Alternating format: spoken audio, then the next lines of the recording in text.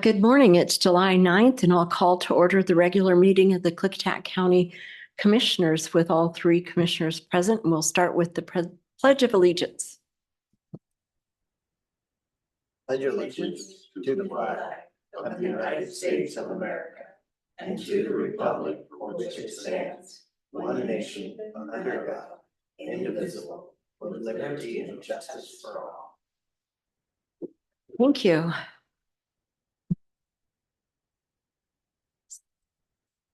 Is there anything to either of my seatmates like to add to the agenda? I don't know.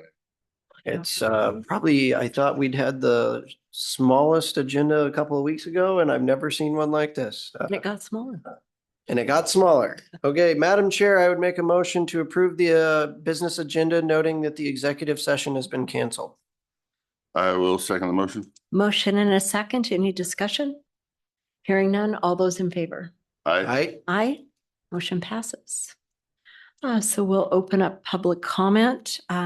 If you're in the room and like to speak, raise your hand and come to the front. Mr. Eyrig, and online the same. When we call on you, be sure to identify yourself if you can for us. Good morning. Good morning. Ron Eyrig, Goldendale. Two items. One, I want to compliment the commissioners as well as Public Works for the ADA work done on the grandstands with a wheelchair ramp and the handrails. Was used quite a bit at the demolition derby. There was at least a couple of people using that. So thank you for your time and for doing that. That's good.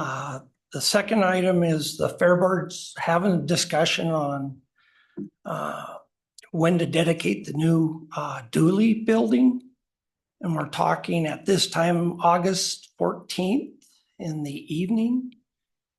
We'd like to invite all three commissioners to that dedication. And we'll get back to you when we get closer to that. 14th? Yes, I believe that's a Wednesday. Okay. Yeah. We're talking about doing it on a Thursday, maybe before the dinner, but they're talking maybe Wednesday would be better. So we'd like to invite all three of the commissioners to the dedication. Thank you. So anyhow, thank you for your time. Thank you. Stay cool. Well, yeah. Good morning online. Is there anybody who'd like to give comment this morning? Bob Yosel. Good morning, Bob. Good morning. Can you hear me? Yes, we can. All right. I just wanted to thank all the commissioners for their dedication and hard work. I went to the recent town hall meeting in Dowsport by the sheriff, and I was a little concerned with some of the vitriol that was expressed there. And I just want to say that your job is not to be popular. Your job is to make good decisions based on facts and what is best for the community as a whole. And I think in general, all of you have done that. So I just want to express my heartfelt support for taking those hard stands and often unpopular positions that truly represent the interest of the county and the citizens at large, and not a small but vocal minority of people. Keep up the good work. Thank you. Thank you, Bob. Back in the room? Anybody? So online. Is there anyone else on Zoom this morning? 7211. 7211. Greg Wagner, cease. On June 25th, Public Works Director Mr. Hunter stated Avangrid will repower 52 Juniper Canyon wind turbines and stated the cost would exceed $200 million. In reality, Avangrid is repowering 62 wind turbines. He also stated Avangrid will be billed $150,000 for the road haul agreement thanks to Title 12 road standards. I reviewed Title 12 road standards, and Section 3.10 makes no reference to billing $150,000 for a road haul agreement. On July 2nd, I asked Mr. Hunter, how did you arrive at $200 million? He stated, it's just an estimate. He stated, June 25th, the repower will exceed $200 million. He didn't say it was an estimate. I then asked him, how did you arrive at a billing of $150,000 for the Avangrid road haul agreement, since nowhere in Title 12 or Klickitat County 2.72 does it state a road haul agreement will be billed $150,000. He said, you know, we have to hire a consultant, and we got a grant to cover that entire amount. I want to know, why is Mr. Hunter applying for a grant to cover Avangrid's road haul agreement cost? Mr. Hunter should hire the consultants and bill Avangrid per Title 12, Section 2.12 in Klickitat County Code 2.72, the fee schedule. Avangrid should pay all the costs up front, the same as any citizen, and pay before any road haul agreement permit is issued. During the permitting process of Lund Hill Solar, Mochi Lindblad, the planning director, permitted the project before many of the conditions of approval were met, some as late as 15 months, and that included the road haul agreement. Was Avangrid Lund Hill Solar project billed $150,000 for their road haul agreement? I want to know if Mr. Hunter received a grant to cover Avangrid's road haul fees. County Code 12 and the franchise agreement clearly states the county engineer is the person to oversee and ensure the state laws, county codes, and requirements are adhered to. Why isn't Mr. Scarola performing these duties as the director instead of Mr. Hunter? The previous county engineer was Mr. Gordon Kelsey, and he was a licensed engineer. He oversaw public works and made the weekly reports to the board. Why hasn't the current county engineer, Mr. Scarola, been promoted to public works director? He is the certified and licensed county engineer. The county comp plan, the EOZ, nor the MDP, the model decommissioning plan, dictates how Juniper Canyon's 186 toxic turbine blades will be disposed of. What will you do as commissioners to ensure that disposal of these toxic blades are done properly and not put in the Roosevelt landfill or anywhere else in Klickitat County? Thank you, Mr. Wagner. We don't need to have that. Thank Bye. you. Bye. Back in the room. Please come forward, Mr. Smith. Hopefully everybody enjoyed their 4th of July, because I sure did. Andrew Smith, Klickitat County. Thank you, board, for the demolition derby. Went to it, all the upgrades, all nice. I know they're still trying to finish up, but it's looking good. Thanks, Ron. The only complaint I have is the speaker system. I heard a lot of people saying we couldn't even understand. So maybe not a new speaker box, maybe just take out the old speakers, put new ones in, because I was noticing that.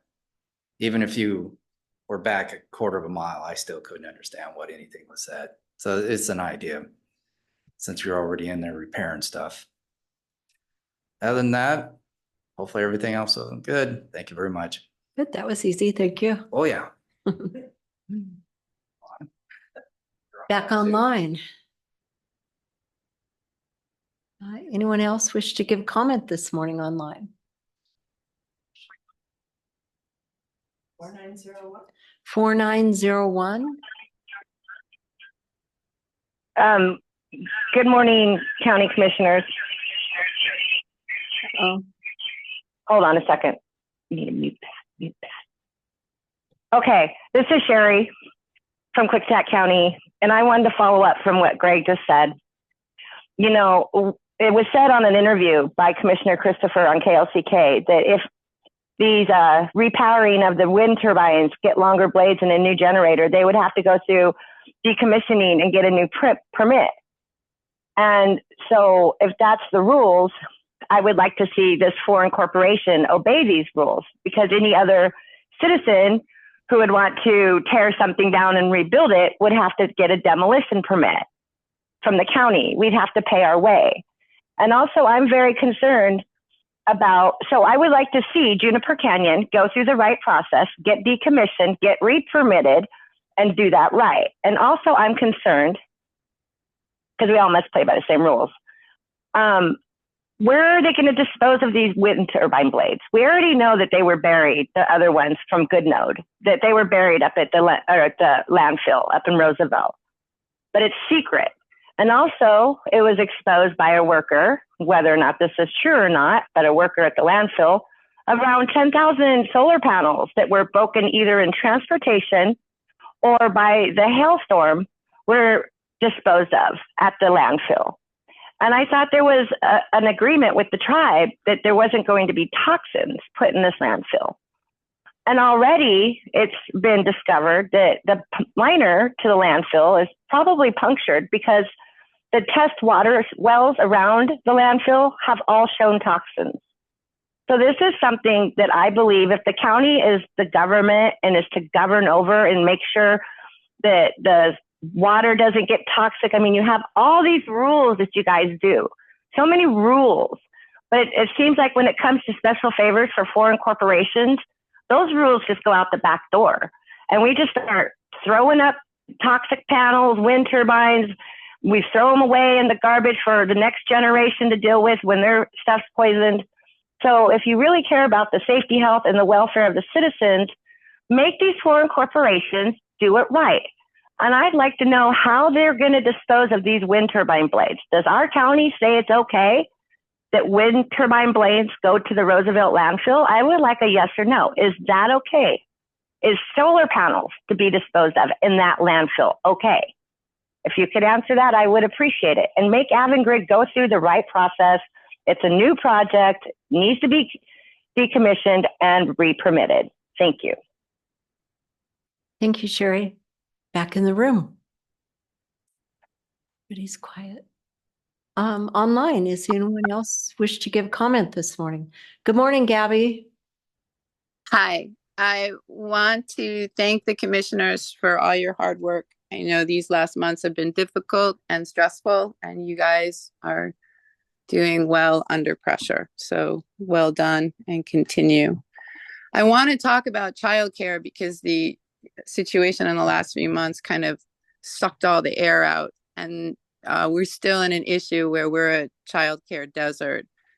I think that it is, if you can create a correctional department, possibly you could create a children and youth department as well, concerning how you're going to build up infrastructure for families to be able to work and have affordable, accessible, Enter your participant ID followed by pound. Otherwise, just press pound. Whoops. And it's okay. And when I want to just, you have to start addressing having more available possibilities for the youth in our county.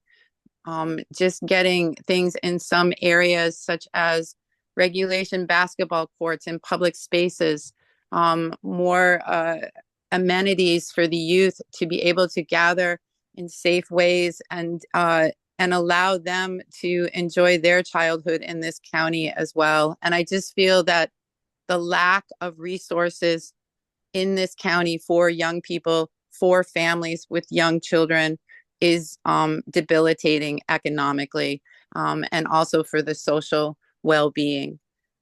The other thing is we don't access grant dollars from the state level for children because we don't have anything for them to pour into our communities. You don't have a structure of childcare that we would actually see grant dollars that are awarded in other counties in the state, because they actually have somewhere to place those grant dollars so that you can start building as well, or creating or continuing something. And I think it's time to look at childcare and to look at youth and to assist them in an economic way, and to build families on that level and to assist them as well. And this is pure and simple economics, and people should be able to have a way of getting childcare so they can go and do their jobs. I do childcare in White Salmon, and I'm going to tell you the 2 weeks prior to school getting out between private school and public school was bone crushing, and it's the amount of need. And I think it's high time that we start addressing that, as it's been, decades of it being ignored. So I thank you for your time, and good luck with everything. Thank you. Back in the room. And back online. Mr. Rizzi. Good morning, commissioners. This is Anthony Rizzi, taxpayer and voter for Dallasport, Washington. I find it interesting that you're being complimented on how you weathered the storm and everything else, all the problems. Yet most of those problems are things that you created. So you're weathering stuff that you've created. So that's wonderful. The big thing I would like to say is, we need to save our jail. I don't understand why it's still that big of a problem. But the biggest thing that bothers me is I would like to see, and I've asked for it before and we haven't gotten anything. You're down to two big things. You either start this DOC, which again, like it was brought up before, you're starting a whole nother branch of government, which has a ton of money that's going to go into it, versus keeping the jail the way it is with the sheriff and just adding the one thing that you're missing, which is health care for the inmates. So if the person you had in there doing the survey on the jail says that they have their jail done with medical people and it only cost them $550,000. Well, our jail's at 1.8, so you add 550 to that, so you're basically, but yet if you add the DOC in there and set up the whole Department of Corrections, that's going to cost you probably, and I'm just saying probably because I can't get anybody to give me any numbers, is that that's going to cost you at least $1 million more than if you just left it alone and just added the medical that you need.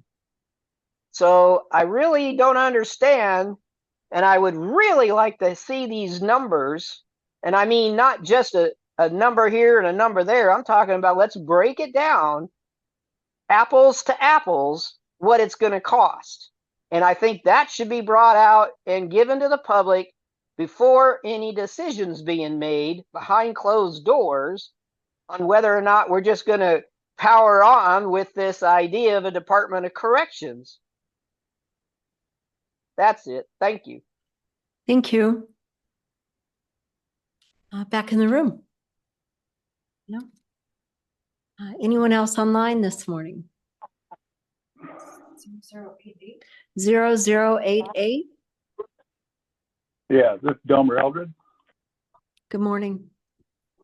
Morning. Yeah, I think we're looking at a dual standard with corporations and individuals on the county policies and rules that apply and how they apply. But I started when that landfill first opened. I worked down there, and they had no hazardous material was allowed in that landfill. And if you'll take a look at, because you're looking at a looming disaster here that you're going to have. These blades are piling up. You take a look at Texas, Wyoming, South Dakota, Virginia, all these places, and these busted blades laying on the ground and the water runoff coming right into the streams and stuff around. Those blades are made from hazardous toxic materials. But you guys better start addressing what is going on in this county, because it's not going to get any better. It's going to get worse. And you guys are the ones that permit and I mean, not you directly, but the agencies in this county are the ones that are permitting and allowing these renewable energy companies to come in and do what they will at any cost to the county. And, Greg talks about these repowering these wind turbines. That is a $70 billion gold mine that the Department of Energy has laid out. And they can, all they have to do is add some blades or whatever. to these repowering these wind turbines, and they get the subsidies and all the benefits that go along with it as if they built a new one there. So this is a scam that's going on. And when you're not forcing them to come back and re-permit and re-qualify for the county, because you're the ones that gave them the permit and entitled them to come in the first place. So now it's up to you to start looking at what we're going to see down the road, that we better get control of what's going on in this county, because like I say, all the costs are laying on the county, not on the renewable energy companies. And it's going to get worse and worse. And who's going to pay for it? The taxpayers of this county are going to have to come up with more money to provide for all the money that you're not getting from renewable energy. So this is a time to start really getting serious about this renewable energy and take a look at these corporations and how they're manipulating you people. I mean, not just the commissioners. I mean, everybody in the county. You're all following it along with whatever they want to do. They're writing the rules. Thank you very much. Thanks for calling in. Okay, back in the room. Everybody's quiet today. Online? Any pop up? See, we got one more left. 2662. 2662. Hello, commissioners. This is Tracy from Lyle. Good morning. And good morning. I listened to last week's, I played the video of last week's recording, the recording of the video. And there's a few things in there that really bothered me. One is when Richard Foster said something about they had $2.5 million left over from the declaration of winter storms or something from 2020 and 2022. They had that much money left over, reserved from that time when they got paid for the winter storm damage. $2.5 million, and they said that they could probably use that for the airport. And I'm thinking, wow, that was a misjudgment of what the damages were or what they needed. And that was from 2020 and 2022. Now let's move forward to 2024. Well, we have a presidential declaration now, which is going to bring in even more money. So who is it that comes up with these?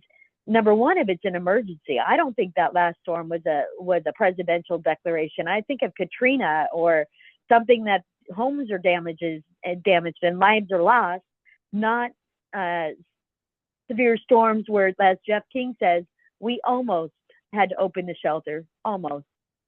And almost isn't a disaster. It's not a storm.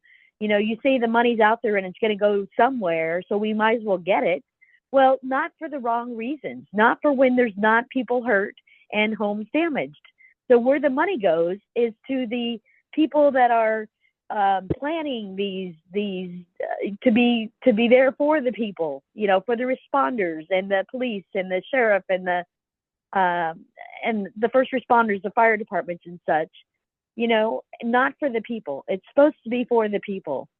And then for that wildfire gas thing today with Public Works, you know, it doesn't say Klickitat County Fire Protection District number 4. It doesn't say Klickitat Fire Protection District, you know, it says public agency. So I looked up public agency, and some of the examples they give are Homeland Security, the agriculture, the public health, you know, those are public agencies. This is a fire district. You name it as Lyle Fire Department. Well, Lyle Fire Department, P.O. Box 63, that just happens to be David's address that he put in with the courts and with the auditor to be his address, P.O. Box 63. How is this going to be a manned gas use? They have to pay use tax on this gas. How will that be paid? When they go to the 5 county multi-aid, you know, or state MOB fires, are they going to get gas from there and get reimbursed from the state MOB and then get reimbursed from Public Works? You know, they have a budget, and in their budget is the budget line for gas. Thank They you. should be able to Tracy. use their own gas. Yeah, thank you. Thank you for calling in. Um, Online, anyone else? Not so far. Anyone will give it. That's all of them, I think. Okay, that's great. We can move on. Commissioners, who would like to go first today?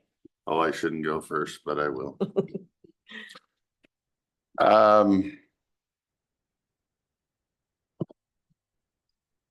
I guess I'd say my testimony today might be hopefully educating the public. We do Zoom in hopes to educate the public.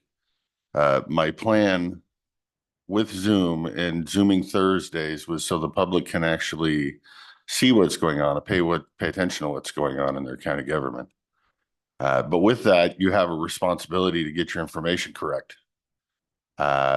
If you're going to be repeating people and quoting people, you should probably ethically make sure that your quote is accurate. And that's a general statement I'm making to the county. To Mr. Wagner, you said it correctly in your statement that Mr. Hunter said he was estimating. So I will leave that one at that. He was estimating. Mr. Smith, upgrades at the fairgrounds. Yes, it was good to see. I was able to get the upgrade for the handrails and the ADA in the budget this year. I was hopeful, and I guess I never asked, but I was under the impression, since my worry was about elderly climbing to the top of those bleachers, that the handrails would go to the top of the bleachers. They obviously don't, which I will bring up with Public Works, and we'll have that question today. The lower section of walking gap path going up is like 4 feet wide, and then it narrows to 3. So I'm kind of curious if there's some state regulation that you can't put a handrail in something narrower. Then we'll find out. The other things that I wanted to do this year that did not get accomplished as of yet was cover the beer garden, which will be done in time for the fair. I would like to put fans in the bleachers, misting stations, and a bottled water refill station so people don't have to get bottled water out of the bathroom. They didn't get done this year. I hope to get them on the plan for next year. The other idea I got was from people that were sitting in, if you're looking at the arena in the bleachers on the far left side upper, the right side is covered with fencing, cyclone fencing. The left wall is actually windows. No airflow, stagnant as hell, and that sun just reflects and kills everybody in that section. So I would be very curious as we go through the budget. I will be bringing that up to see if we can at least put reflective sunscreen or something on those windows. Why are they windows and not mesh, so we can have some airflow? Because that's the problem. Why you need fans, no airflow. So yes, I guess I'm a little different. I've asked this board to have a holistic approach to the fairgrounds. I personally would like to see it more referred to as an event center, and not just something for the fair to use. I would like us to sit down with all of our stakeholders, the fair board, the demolition derby, the chamber that uses it for home and garden, and even some public that use it for weddings and what other things, to say, hey, what can we do here? How can we make this better and make it an event center that's used for more things? But I have yet to get a second vote on having that sit down and that discussion. So I look forward to trying that again on January 1st. Intercom system, you'll have to ask the fair board.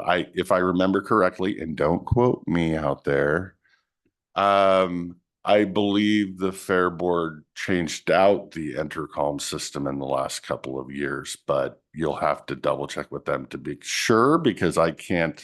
That's just what's in the back of my head. That they got some money for that. So ask them, and then please report back to us if you find an answer. Sherry, want to correct you. You said that I said on the radio that when they repower windmills, they'll have to be decommissioned. That is absolutely not true. That is 100% not true. That's never said that. You don't have to decommission something unless you're tearing it down and never building it back up again. If you are upgrading, or you're putting a new motor in your car, you don't decommission your car. You're just upgrading it. So the statement that they would have to go through decommissioning, and I said that is absolutely false. They will have to get a new permit, and they will have to go through the process again. How we dispose of windmill and solar blades.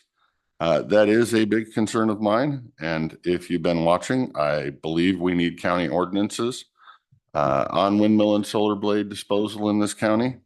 That is another thing that I have been stifled on with one vote. So I'm hopeful that eventually either this board or the next board on January 1st, I can get a second vote to actually take that matter up, and we can actually create ordinances in this county that regulate how they dispose of windmill and solar blades. Until then, I will sit here waiting for a second vote to do so. Gabby, lack of resources for our youth. I 100% agree with you. That is why a couple years ago I pushed for a park fund, which was $50,000 per commissioner district, to be used on parks, because I believe the parks in our county, well, frankly, suck. No money's been invested. They have a lot of work to do. They don't facilitate ADA. They don't facilitate a lot. We did get 1 year's worth of funding. And then this board last year, again, 2-1, chose to not refund that parks fund. So I'm hopeful going forward, the county will have a shift in mentality and will spend some time and effort of the taxpayers' dollars back on the taxpayers and provide our youth something to do other than drugs, gangs, and crime. I look at it as a small price that you pay that helps so many people. Parks are super important to me. And if you, I mean, I'm not just talking. I started a nonprofit to do just that. So it's not just talk. I actually believe that. Mr. Rizzi, jail expenses. I would agree that whatever outcome we have will be more expensive than what we currently have. The rest of it, you know, my stance on the jail situation. Mr. Eldred, I answered your question on disposal of solar and wind blades. I believe regulate them. And I'm still waiting to hopefully do that. Tracy, storm damage. I do have to push back a little bit on the storms weren't that bad and they didn't even have to open shelters and nobody was hurt. People died during that storm, ma'am. People froze to death in their car in Goldendale. There was a couple of deaths during that storm. So, because of cold. And so I would push back that there were shelters open, but some people don't feel good or safe or want to go to a shelter. And unfortunately, there were some bad things that happened there. So just to push back a little bit, just because some people don't feel the storm was met some classification for them. The federal government has their own classification system on what is covered and what isn't covered. Otherwise, they wouldn't have declared it. So I just want to make sure those people that lost their lives in the storm are not cast away for political purposes. Thank you.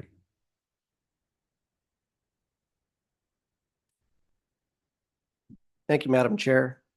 Mr. Eyrig, thank you for your comments today and for all the hard work that the Fair Board is putting in and continues to put in at the fairgrounds.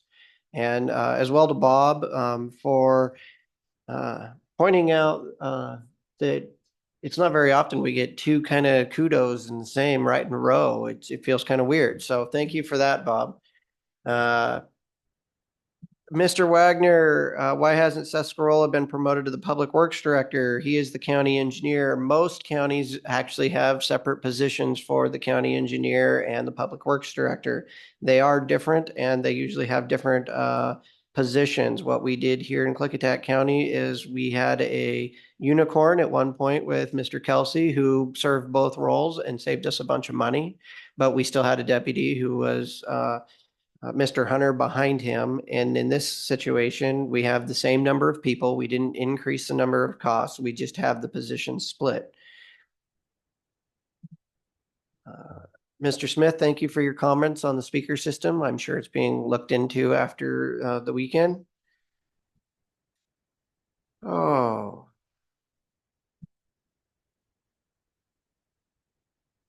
Miss Bosque and Mr. Eldred. Wind turbines can be recycled, and they have been recycled elsewhere in the United States. Many of them are being turned into cement and reducing the overall environmental impact of cement plants. That is one option if it makes sense for the area. Another option, because they are primarily made of fiberglass, which is not considered a toxic material, they actually are put in landfills. I believe some have been put in our landfill and they get smunched and they get mixed up with all the other trash that goes into the landfill. And it helps to reduce the overall costs that you pay in taxes to Klickitat County, because they're required to pay the fees to the landfill, which the county receives a portion of. So while not all wind turbines are recycled, there is improvements that continue to happen in the energy sector, making them more recyclable, the newer blades, so that they don't have to just be turned into trash.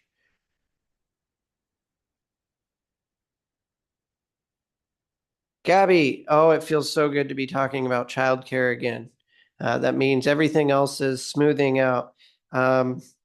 I just want to push back a little bit on what you and what Commissioner Christopher said. I grew up in this county.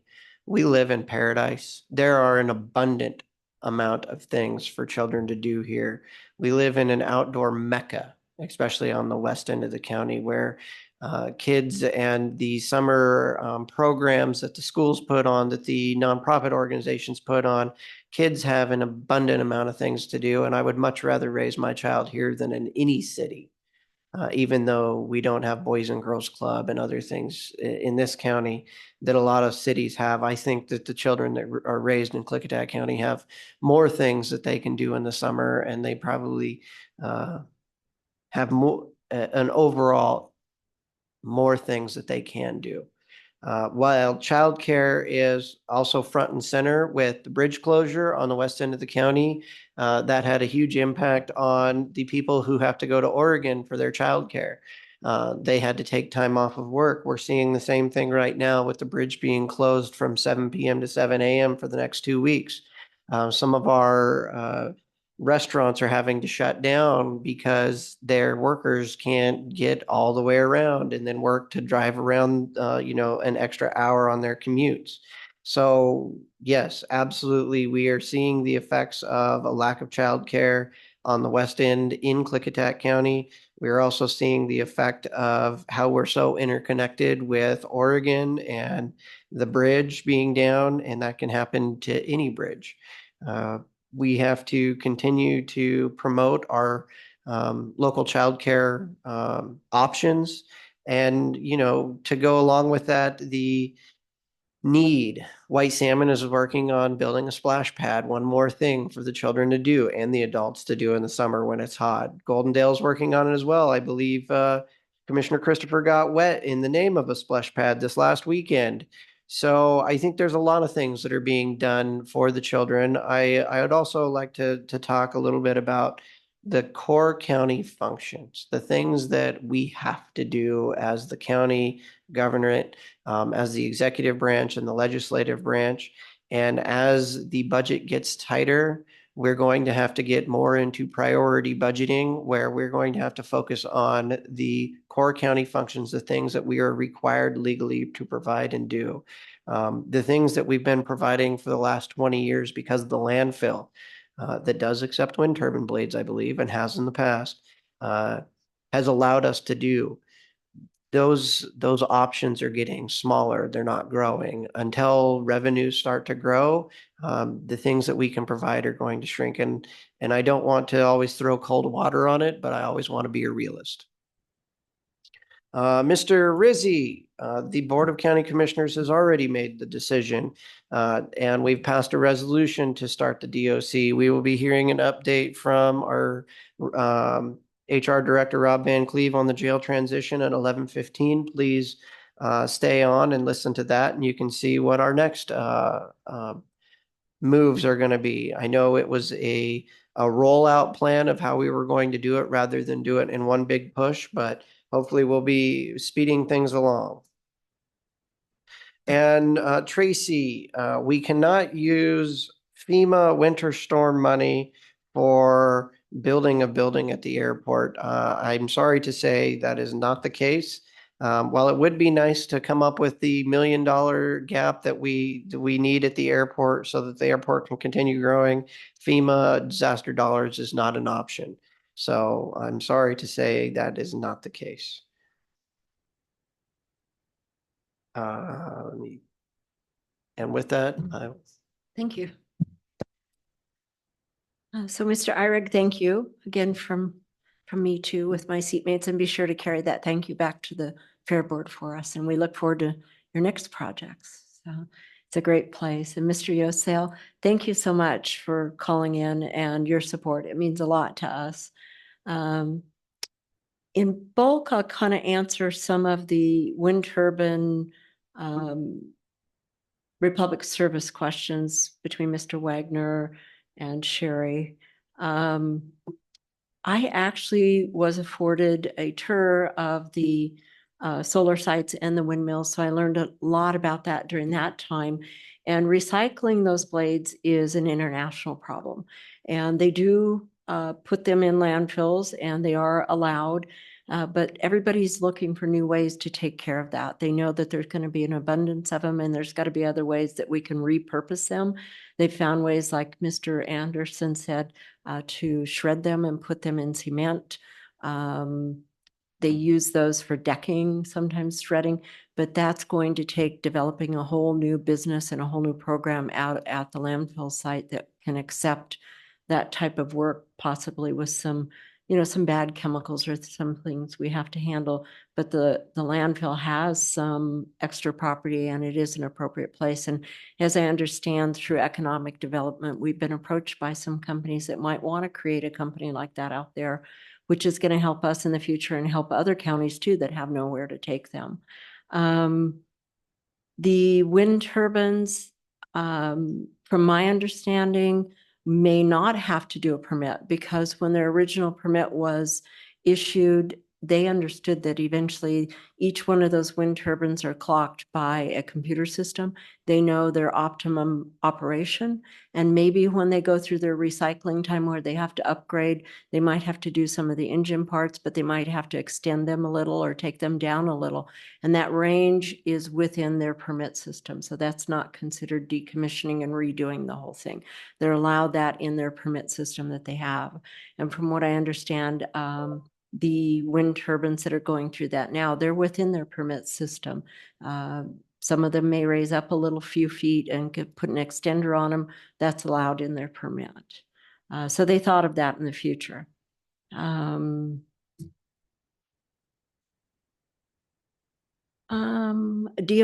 has incredible oversight. I did do a tour of the landfill too, and I was very impressed. If you can do, I don't know if they do community tours or personal tours. I'll have to ask them that, but they had an organized tour that I went on. I was really, really impressed with their operation and how organized they are, and how it's just an incredible site on how they're managing that site and taking care of it. The cleanliness, if you can say that about a landfill, was impressive. They're pretty good at keeping it contained. They even had a group of people who were contracted that were walking through the site in a different place, that were picking up anything that happened to blow away. So nothing gets away from them. It's all contained. And they have an incredible oversight from Department of Ecology on any toxins or the leakage. The liner systems in place. It's functioning well. In fact, it's kind of a state-of-the-art one. That was an incredible, we talked about the site when it was picked in the 80s and developed in the 90s because of its geology and the way that it's formed. They explained that on that tour. It was just a perfect site. And on top of that, they added an additional liner, so they double checked that.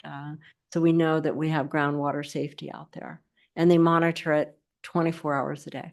So I'm pretty impressed with our landfill, and it has a good future. You know, it has some longevity, so I look forward to that for the people of our county to bring money in.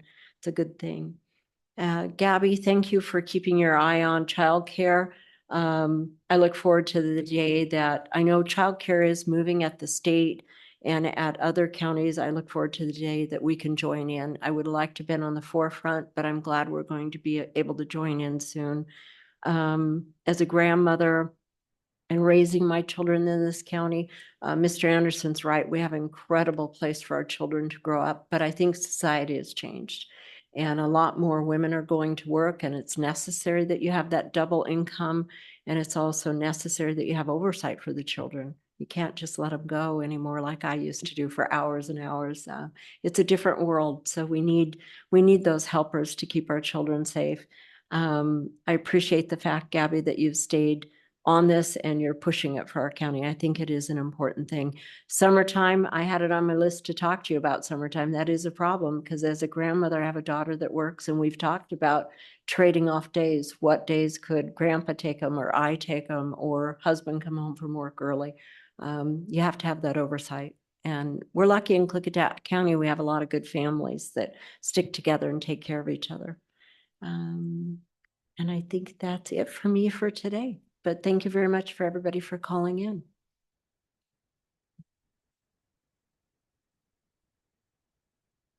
Ready for payroll? Yes. Oh, consent, sorry. Okay. Madam Chair, I make a motion, we approve the consent agenda with 9 items.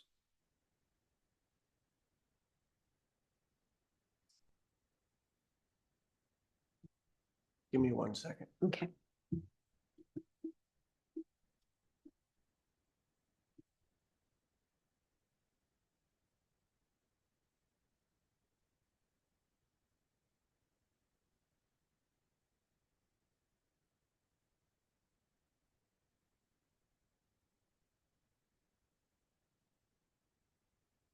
I will second the motion. Motion and a second. Any discussion? Hearing none. All those in favor? Aye. Aye. Motion passes. Madam Chair, I move that we pay the payroll warrants in the amount of $384,253.54 and the payroll benefit warrants in the amount of $0 for the date ending July 8th, 2024. I will second the motion. Motion and a second. Any discussion? All those in favor? Aye. Motion passes, or aye. Thank you very much. Planning Department update with Scott Edelman. Good morning, Scott. Morning.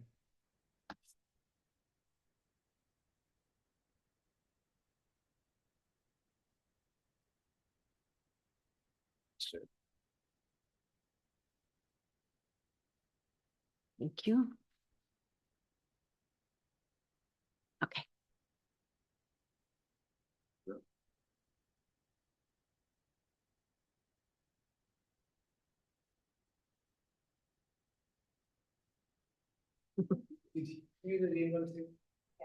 Oh, okay. Sorry about that. I'll do that next time. And you can have mine when we're done if you need it. Okay. Well, good morning. I'll start by going off script here and just talk about the repowering, since that's the topic of the morning. And I know there's some confusion to it. And I also think I'm big on transparency like all of you, and but not just between us and the public, but between our department and you. So the way that I see conditional uses in related to repowering are as a lot, well, I think the phrase was used, they need to play by the same rules as everybody else. If you've got a business out in the county that needs to change out a generator or replace a roof or do any kind of maintenance, they don't have to get a new conditional use permit as long as they're still operating within the original conditional use. And so that's how we are treating the repowering of the Juniper Hills, is they are staying within the original permit. They're extending their blades a little bit and their the overall height. They're decreasing the maximum capacity of the generator itself, but for each of the turbines, but the overall 24-hour day capacity is increasing with certain efficiencies that they're able to get, but they're within the same parameters of the original approval. So there's no need to get additional conditional use permit or go through SEPA again. Another one came to us recently that was going to exceed those. And I told them they would need to go through a new SEPA, a new conditional use permit. So that's where we are as a department. So I want you to know that that's how we're treating those. Avangrid has been, and this isn't a comment from me on my views on any kind of renewable energy. I don't think my views matter. What we need to do is make sure they follow the code and follow their conditions. But Avangrid has actually been a very good community partner in that they contacted us to find out what did Goodnoe do. And so that's where I found out, well, as far as planning went, Goodnoe didn't do anything. They might've had an offhand conversation with somebody, but we have no record of anything with planning when they did their repowering.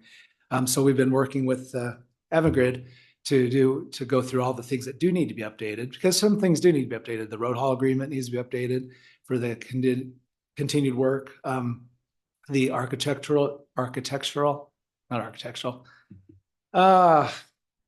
missing the word, it's another A word. When you're looking at artifacts, historical artifacts, that review has to be updated for renewed ground disturbance because they're within the same area. They're in the same, all the same parameters that the original SEPA review happened.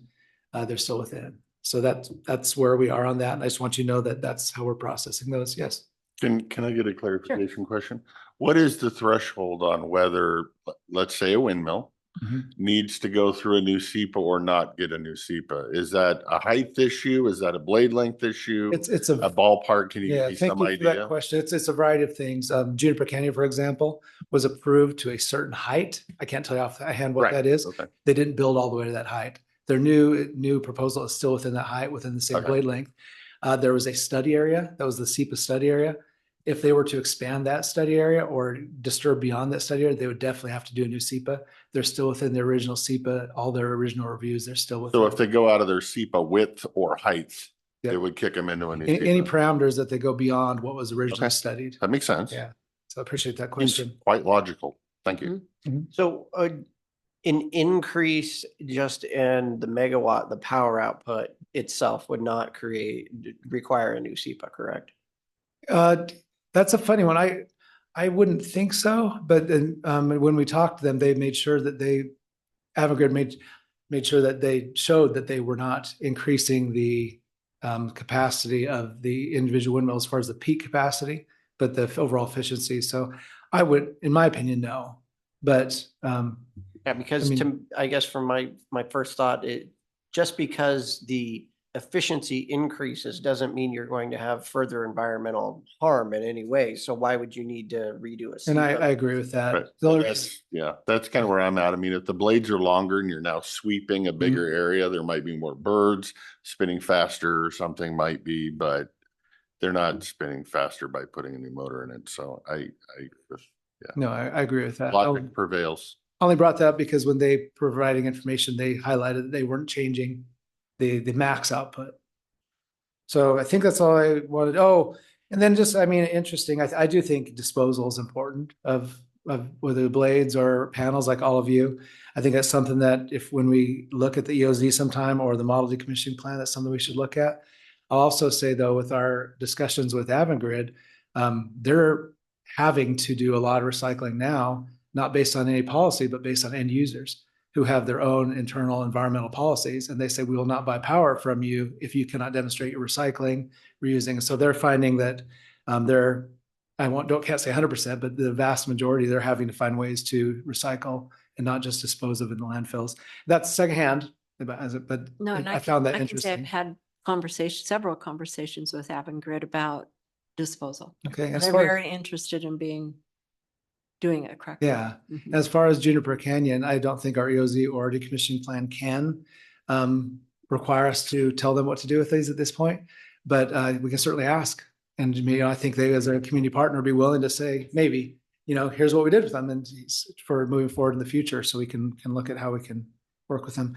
I'll move on down. I'll mention I went to Trout Lake Community Council last Tuesday. Pat Arnold invited me and announced I was going to be there. So when I got there and I saw so many cars, I couldn't even find parking space hardly. I thought, wow, this is, and about 50 to 60 people in the audience. That was community is really interested in planning. It started off with a really good presentation from a community group that has a $550,000 grant for a medical program. And when they got done, pretty much everybody left. And so I found out that it was me and a handful of people, but it's still a great experience to get out there and to meet those folks. I'll just go through this quickly. Board of Adjustment, just want you to know the Smith RV Park, the Smiths have appealed the decision of the Board of Adjustments to the Superior Court. July 1st, last week, the Sauter Bow and Wine Tasting Room was approved, and there's no opposition at all. So that will be moving forward. And then, as I mentioned previously, the Bundy conditional use for 3 single-family dwellings is coming up in August. Planning Commission, you'll be seeing the consolidated SEPA and appeal and recommendation from the Planning Commission for approval of that rezone, the Wilson Monroe rezone. We don't have a date yet, but we'll be working with that soon after we get to meet with the PA's office to talk about process. The 15th next week, we're going to be moving forward on the critical areas ordinance. I'm hoping we can get through the last 3 chapters. One of those is very short.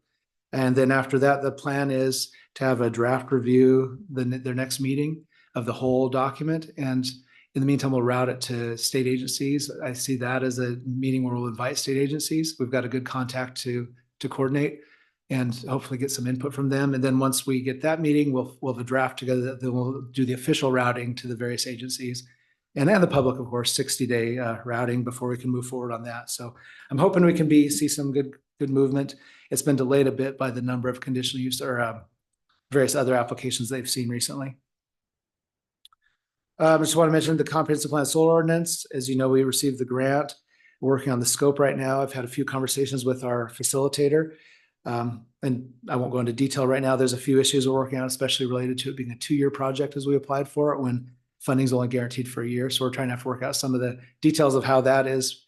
I think it's going to be based on task by task to make sure that for some reason we're not funded for the second year, that we're fully compensated for our work the first year is one of the concerns. I want to make sure that we're not committing to something that we already know going in we can't complete if we don't get that second year. Project Advisory Committee for that. I think that is going to be a key element.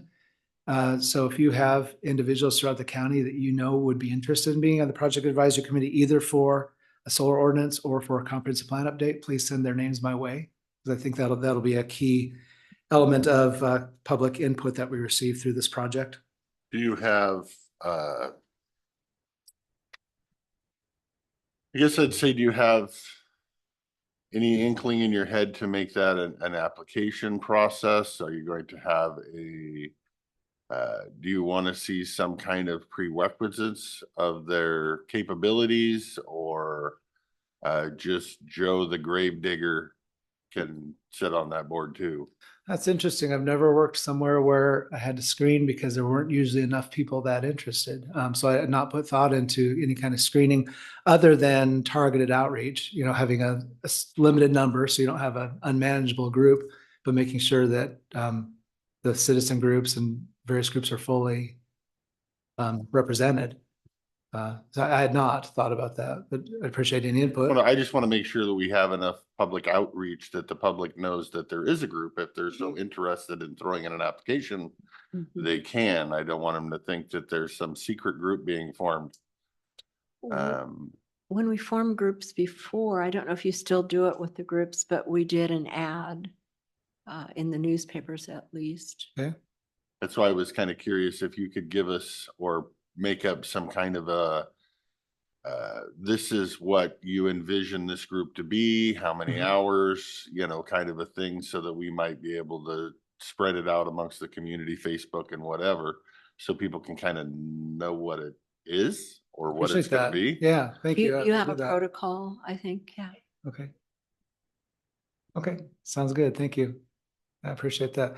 Yeah, and I could say I'd like to involve you at some like this update once we do get the group together, so you can help determine if it's well balanced and if it covers the elements that we need to.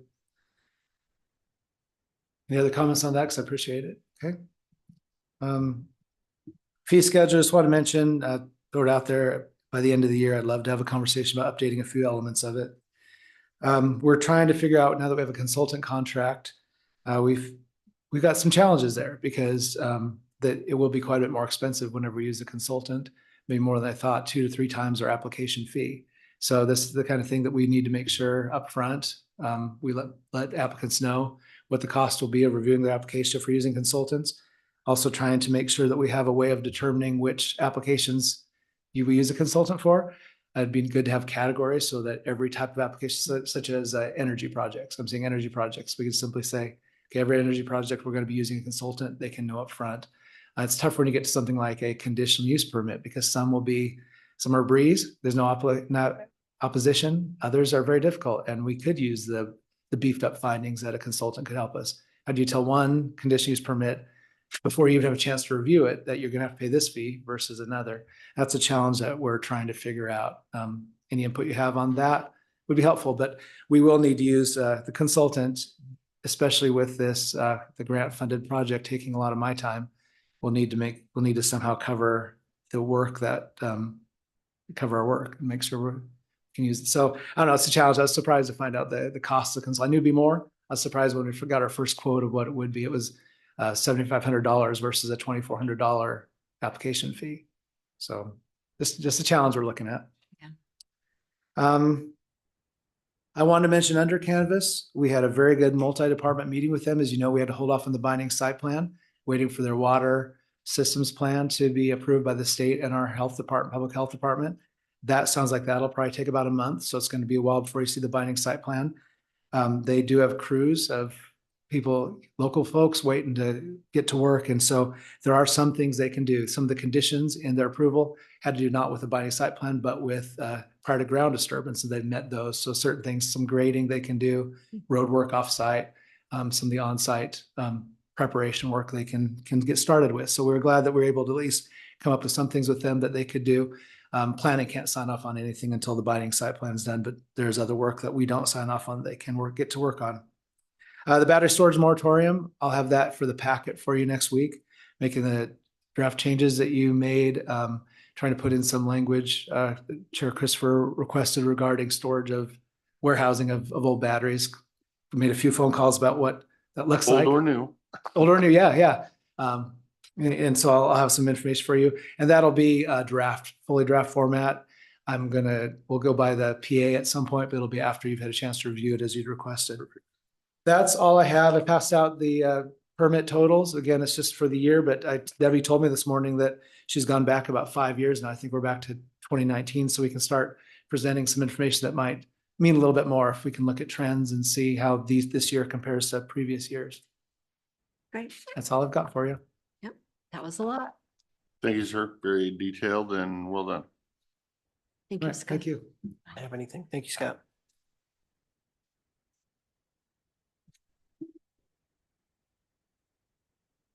Mr. Hunter.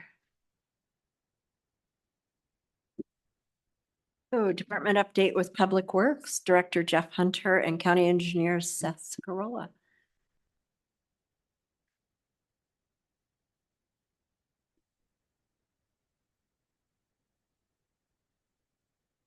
Thank you. Show and tell. Oh, good. You're just trying to get me to make another remark, huh? Oh, good. Backside. It looks beautiful. The fields are very pretty.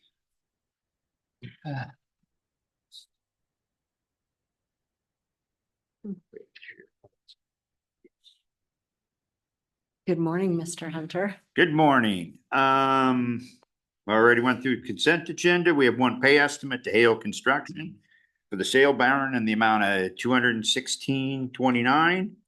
And other than that, we'll move on to the construction program. All right, the Bickleton area paving, we're still waiting for the last of the signs and the crosswalk markings to be completed, and that project will be done. It's one of the pictures I handed you today is one of the sections that we finished. Sundale Old 8 work continues as it has for the last couple of weeks, excavations and embankment construction, as well as culvert installations. White plastic edge lines was supposed to happen this week, but the contractor ran into some equipment issues, so we're waiting for a new schedule on that. On design, not a lot changed from last week's report. We're still working on the Sunnyside Road overlay design. Bridge repair bundles, they have a kickoff meeting this morning to get the consultant started on those. Bickleton overlay in the Box Springs vicinity, we're still working through WashDOT on that federal paperwork, so we can get that project hopefully out to add this fall for construction next year. The new white plastic edge lines and curb warning signs, they're designed to start it on those. And the road safety plan update, we're drafting the RFQ and hope to have that out soon once WashDOT approves that. That's all I got. Okay, moving on to the maintenance side of things, flagging for the HWD, which is falling weight deflectometer test, has to do with the geotech report that is being done on the roads for the Juniper Canyon project. Is our people are flagging for that for the consultant, and the rest of them are on the west side working on the BST. We're working with the west side people. West side is doing the BST over out of Glenwood. Upcoming facilities projects. The roof is complete on the sale barn. Sheet metal installation is scheduled hopefully to be complete this week. Concrete pour for the wash rack is scheduled for next week, and the electrical will be put into. We are actually ahead of schedule, I've been told. Good deal. So yes, we will be, the building will be used this year at the fair. Superior Court remodel, courtroom is officially closed. It was actually closed last week, but today was this first day, or yesterday was actually. Contractors starting work today. They mobbed in and they're actually staying here because they're out of Vancouver. Events, demo derby went well from what I hear. You know, there's some other things, I will get into those here in a minute, that could be improvements, and I don't disagree. Some of the stuff we did, for instance, the west side, when we remodeled that side, we just put because due to cost constraints, we just put up what was there. We never took the windows out. We just re-sided. So could we put up a fence? We could, yes. Again, there's only so much money. We try to spread it around to everything. So we have done quite a bit at the fairgrounds. Commissioner Christopher has been a big supporter of that. But so have all the other boards. There's been a lot done there. A lot. New roof on the grandstands. When I got here, the exhibit building had the windows boarded up. So there's been a lot done. We worked hand in hand with the fair board. And I may be overstepping. So if I am, I apologize. The announcer system, there's two, the fair board has their announcer system that works for the fair. And there is an announcer system that goes with the facility.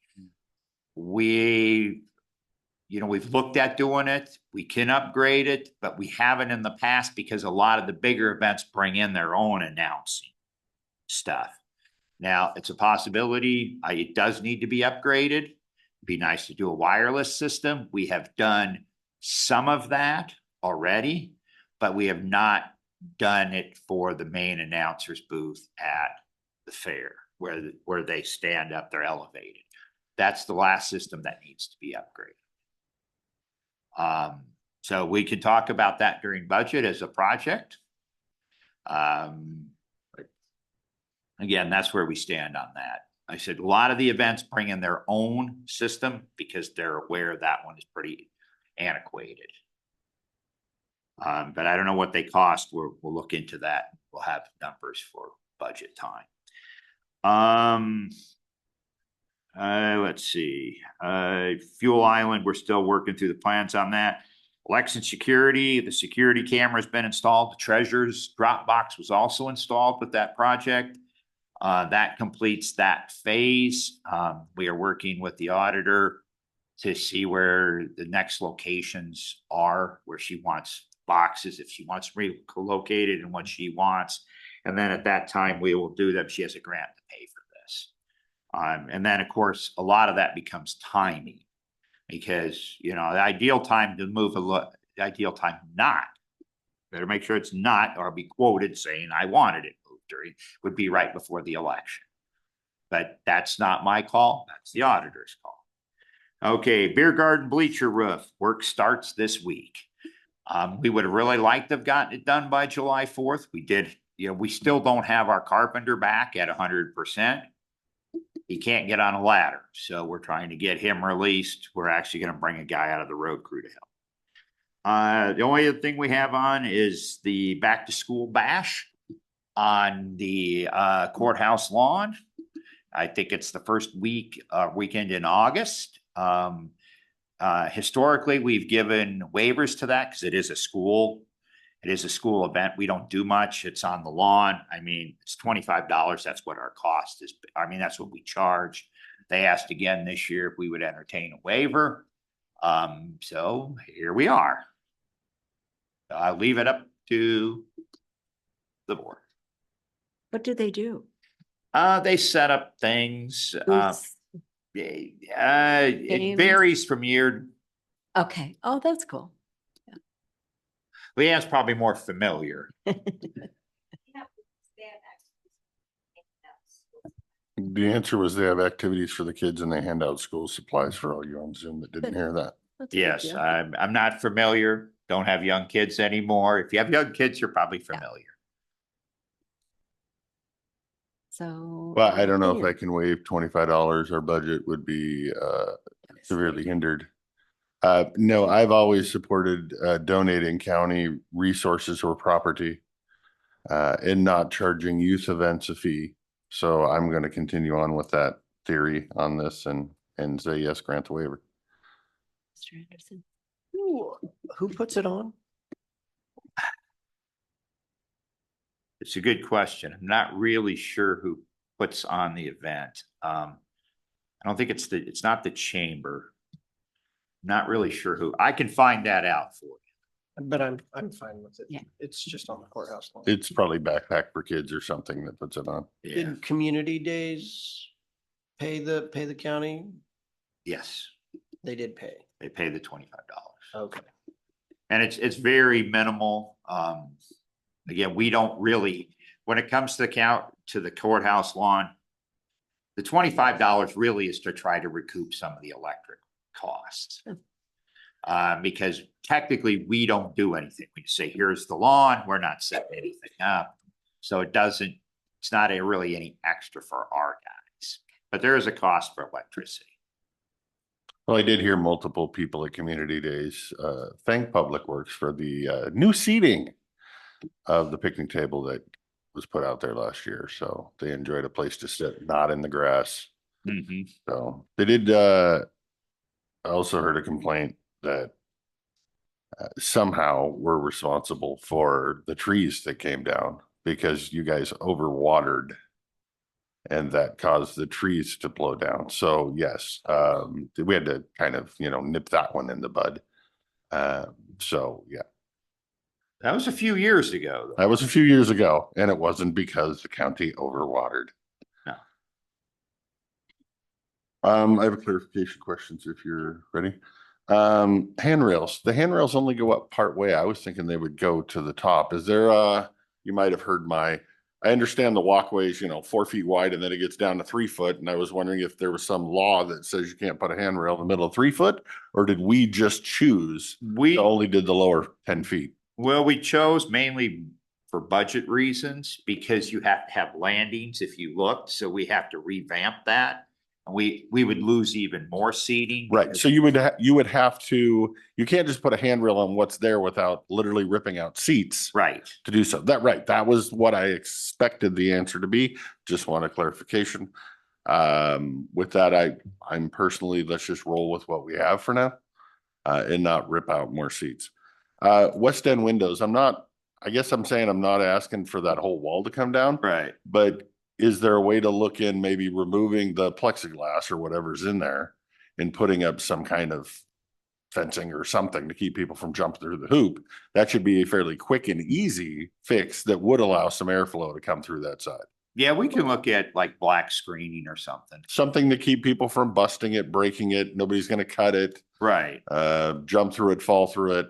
But something to allow some airflow is all I'm asking for on that. No, we'll take a look. So don't give me an estimate to replace the whole wall or I'm going to vote no. I get that. So whatever cheap alternatives we can, and then, yeah, if we can do something with the announcer system or bring us a price, it would be nice to get some of these. I commend the Fair Board. They have their projects that they want done that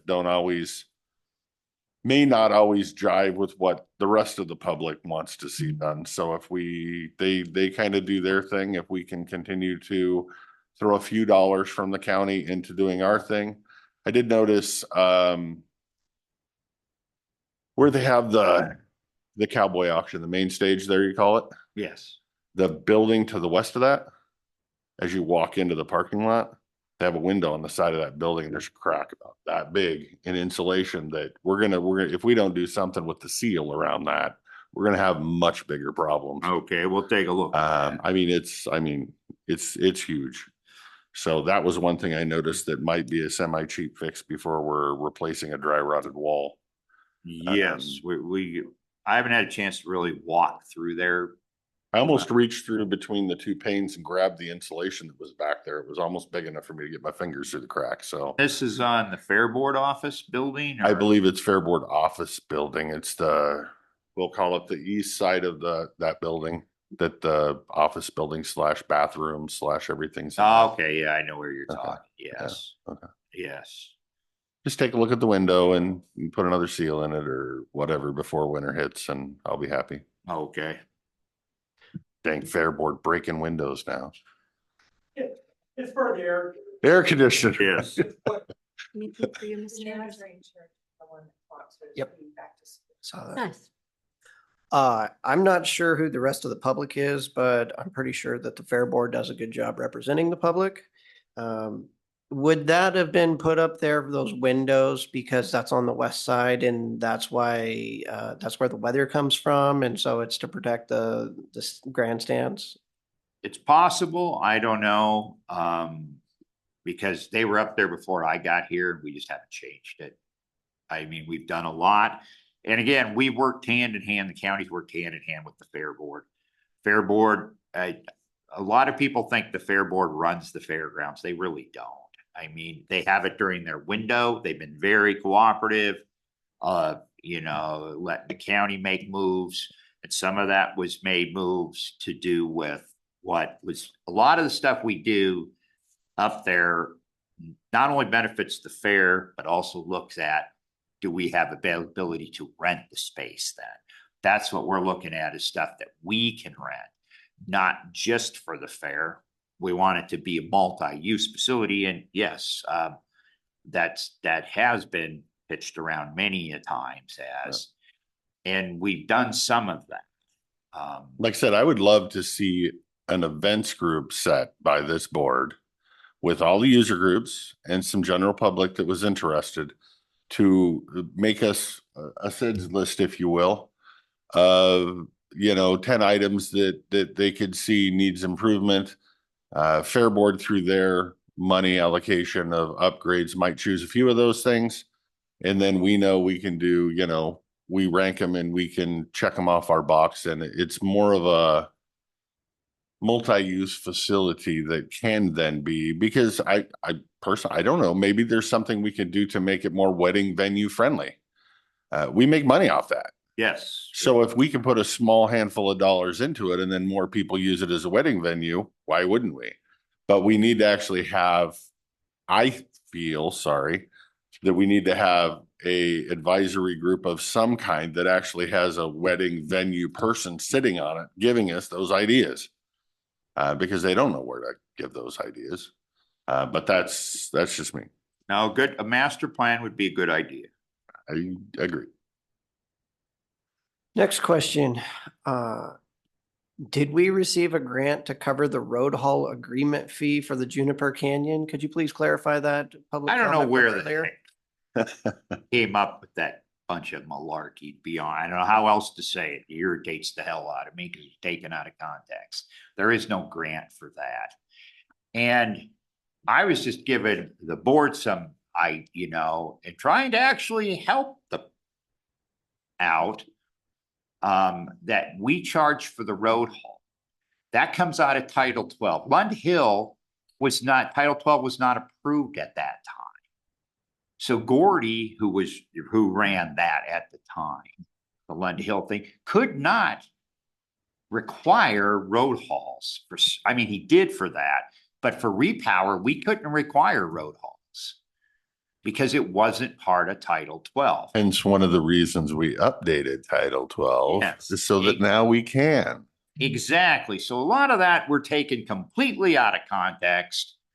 And Welcome to no, my there life, was sir. never a grant for, I think there might be some miscommunications, but I think where that came from, but I'm not going to state it because then, that's making two acquisitions that I'm not sure of.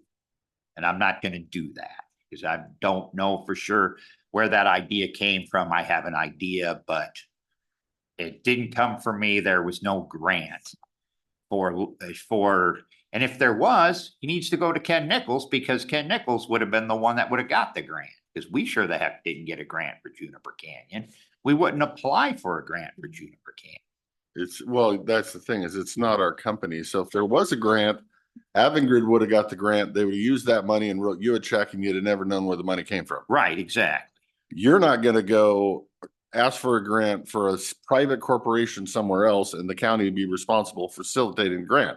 We don't do that with Avangrid and we don't do that with anybody. Is that correct? That is correct. Thank you. This board wouldn't allow that to happen. Correct.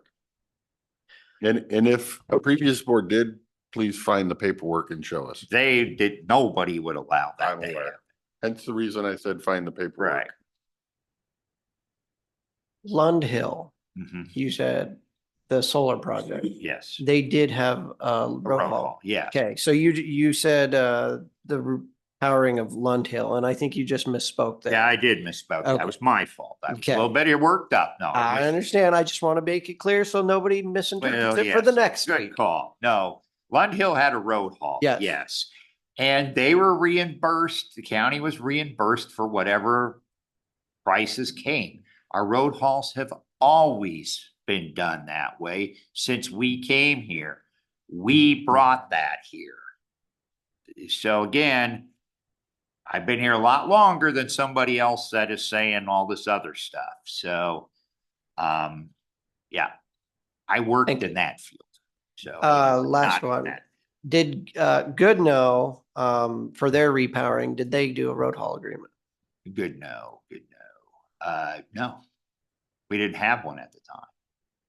So we didn't have one in the first place with Goodnow. And so when they came and they did their repowering, Title 12 was in effect at that time, right? Or Goodnow was right before. Yeah, Goodnow was right before that. Well, the one that came in, the one that really kicked this off was when Pacific Corp did the one out on Hoctor. Mm-hmm. We had no ability to do a road haul with them because they would have had to file SEPA.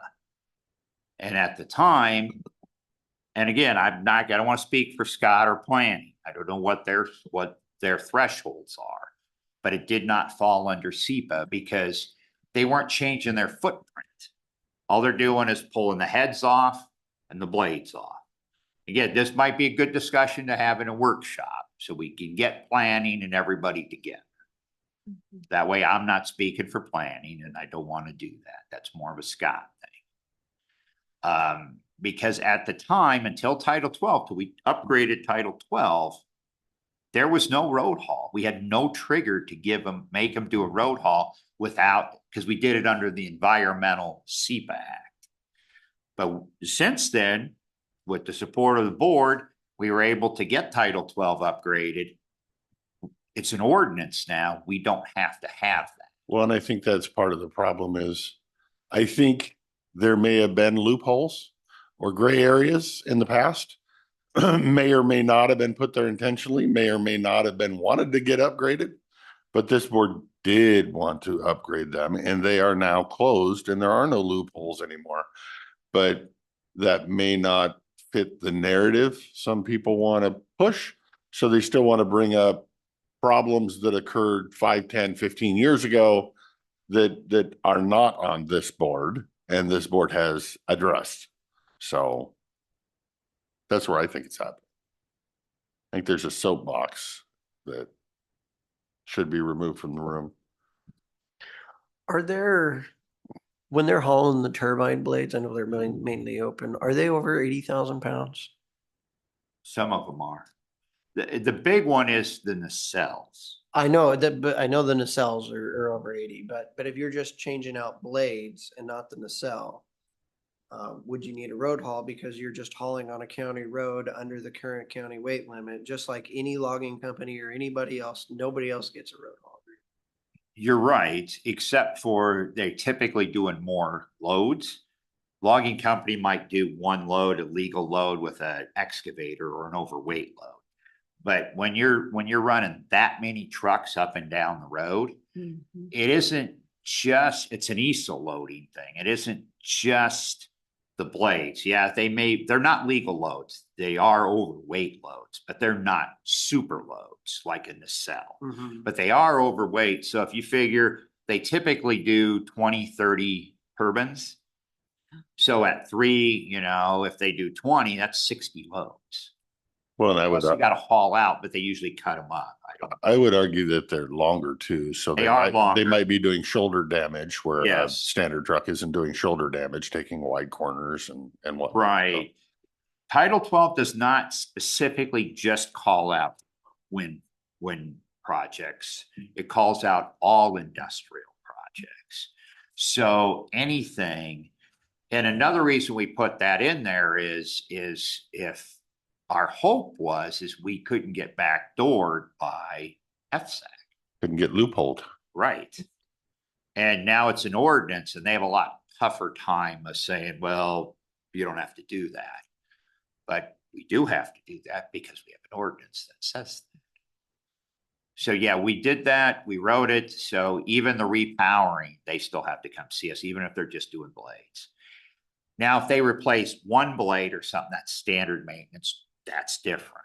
But if they're actually repowering, where they're replacing all the turbine blades, then they need to come talk to us because they typically do more than just that. They want to improve their roads. So now they're hauling rock, they're hauling water, they're hauling a lot of stuff, and that adds up because our roads don't have, they're built for a lot less loading. So they take the life out of our road. Right. And that's, I think, the key that everybody needs to understand is you build a road to last 20 years at 5 trucks a day. And if they're putting 50 trucks a day on there, now the road only lasts 10 years and the taxpayer's got to fix the road. So we're making them do the road haul agreement so the taxpayer doesn't have to fix the end of life of the road. Right. Whether you get brownie points, you get gold star. You understand that very well. Thank you. That's exactly what it is. Just because the road doesn't show any damage doesn't mean it wasn't damaged. Right. That's why we do the road haul. Yeah, a good example of that is the Bluebird project out there. There wasn't heavy loads associated with that after the concrete and all that, but it's the number of vehicles per day using that road. Gravel road, it's not used to that many vehicles per day moving all that smaller fines off the road. So that's why road hauls are in place so we can maintain those. Right. And when we gave an estimate, it was just that estimate of what we think it's going to cost for us to do the work to say, this is the life you're taking out of the road. Yeah, I don't know that you've ever given me anything other than an estimate on anything unless it was actually in a contract form. Exactly. You are very careful to never give an exact number, and it drives me nuts. But okay, anyway. That was the last of my questions, Madam Chair. Thank you very much. Good Thank you. Yeah. Thank you. Well done, gentlemen. Continue forth. Okay. Department update, Sheriff Department. Let's see, we have Carmen Knops and Karen Ellings. Good morning. Thank you. Thanks. Thank you.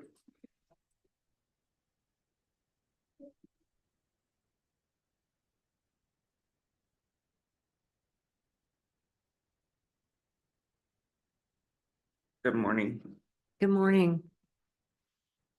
Sheriff Songer and Chief Deputy Culp are absent this morning, so we're here to present. I'll read Sheriff Songer's update. Says there were a total of 7,298 calls for service from January 1st through July 8th. In addition to the calls for service, deputies served a total of 887 civil papers during that same time period. The Sheriff's Town Hall meeting held at the Community Center in Dallasport on June 29th from 9 a.m. to 12 p.m. was a success. There were approximately 50 people that showed up for the meeting, and everyone had the chance to comment or ask questions during the meeting. In my opinion, that is an example of freedom under the First Amendment of the Constitution and the Washington State Constitution. I still believe the best way the county commissioners could handle the jail issue is to allow an advisory vote by the citizens of Klickitat County on the general election ballot this November 2024. Vote on three choices. A, do not shut the current jail and make improvements that may be needed. Keep operating the jail under the sheriff. B, contract the jail inmates with the Northern Oregon Regional Correction Facility, NORCOR, in the Dalles. Or C, the Klickitat County Board of Commissioners take over the current jail and run it themselves. All of us elected officials work for the citizens of Klickitat County. We serve the citizens and they are our boss. This way, the citizens of Klickitat County would have a voice in regards to us closing our jail and contracting with NORCOR, or keeping our jail open and the jail being operated by the sheriff or the Board of County Commissioners. Chief Criminal Deputy Lauren Culp and I will not be able to make the BOCC meeting. My Undersheriff Carmen Ops and Chief Civil Deputy Karen Ealings will be attending and giving the Board of County Commissioners the Sheriff's Office update.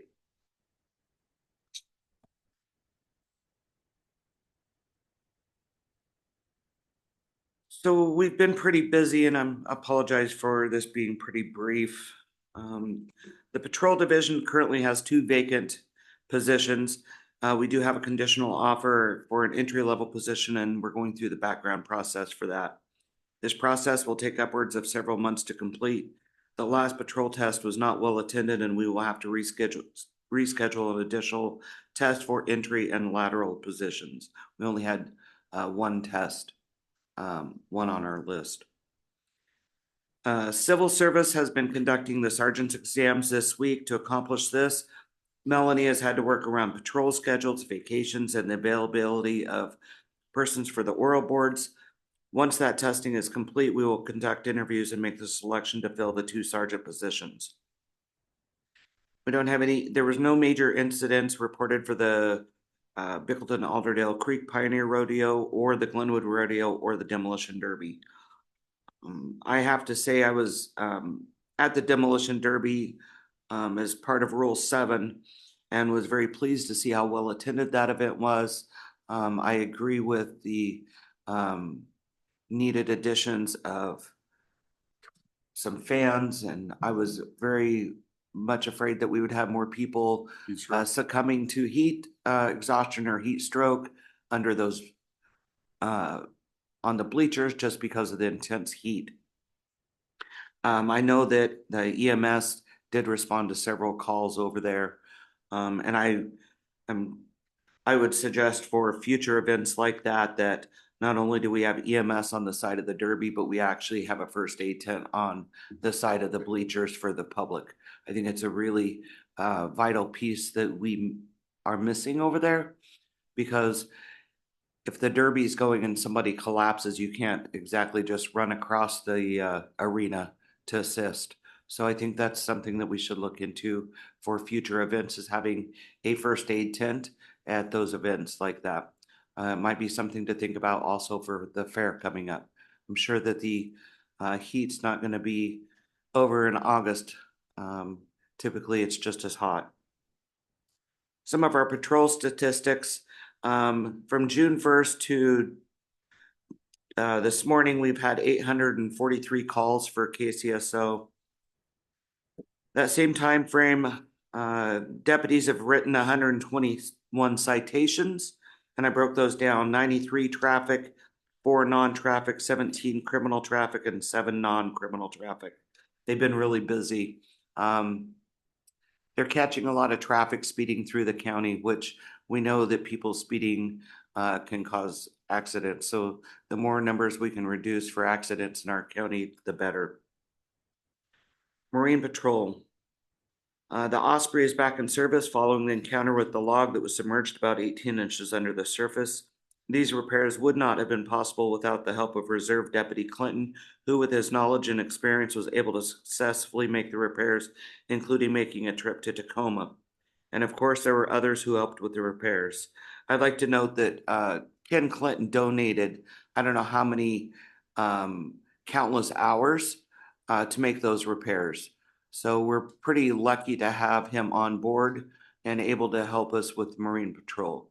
That's just one of the few things that he does for our department.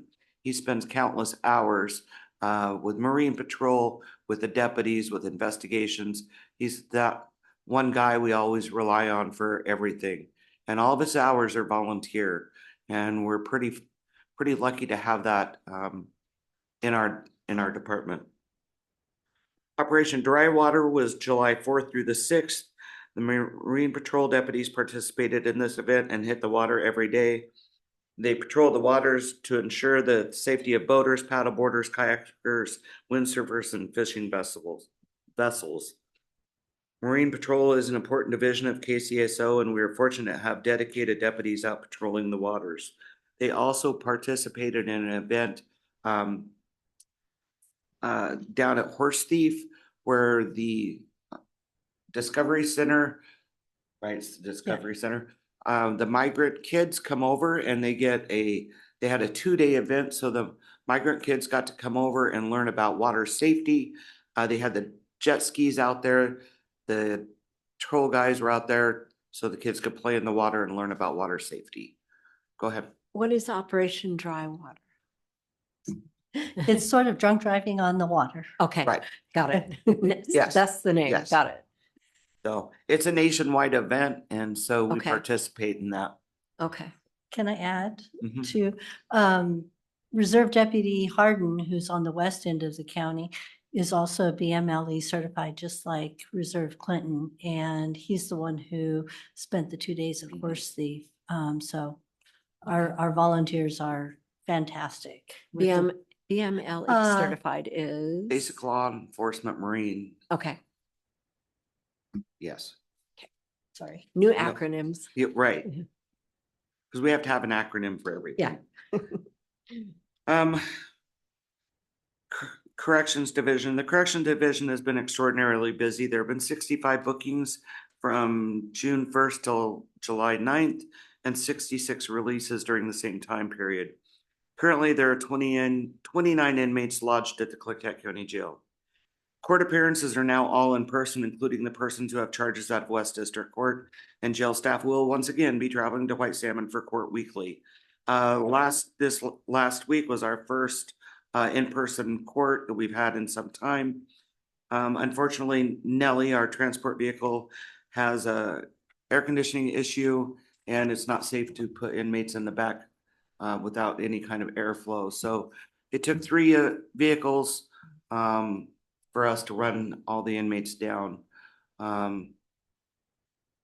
So we're going to see an increase again in our travel costs, expenses for fuel, repairs to Nellie, and of course, overtime. It takes a minimum of 2 people to be down in West District Court and still maintain 3 to work in the jail.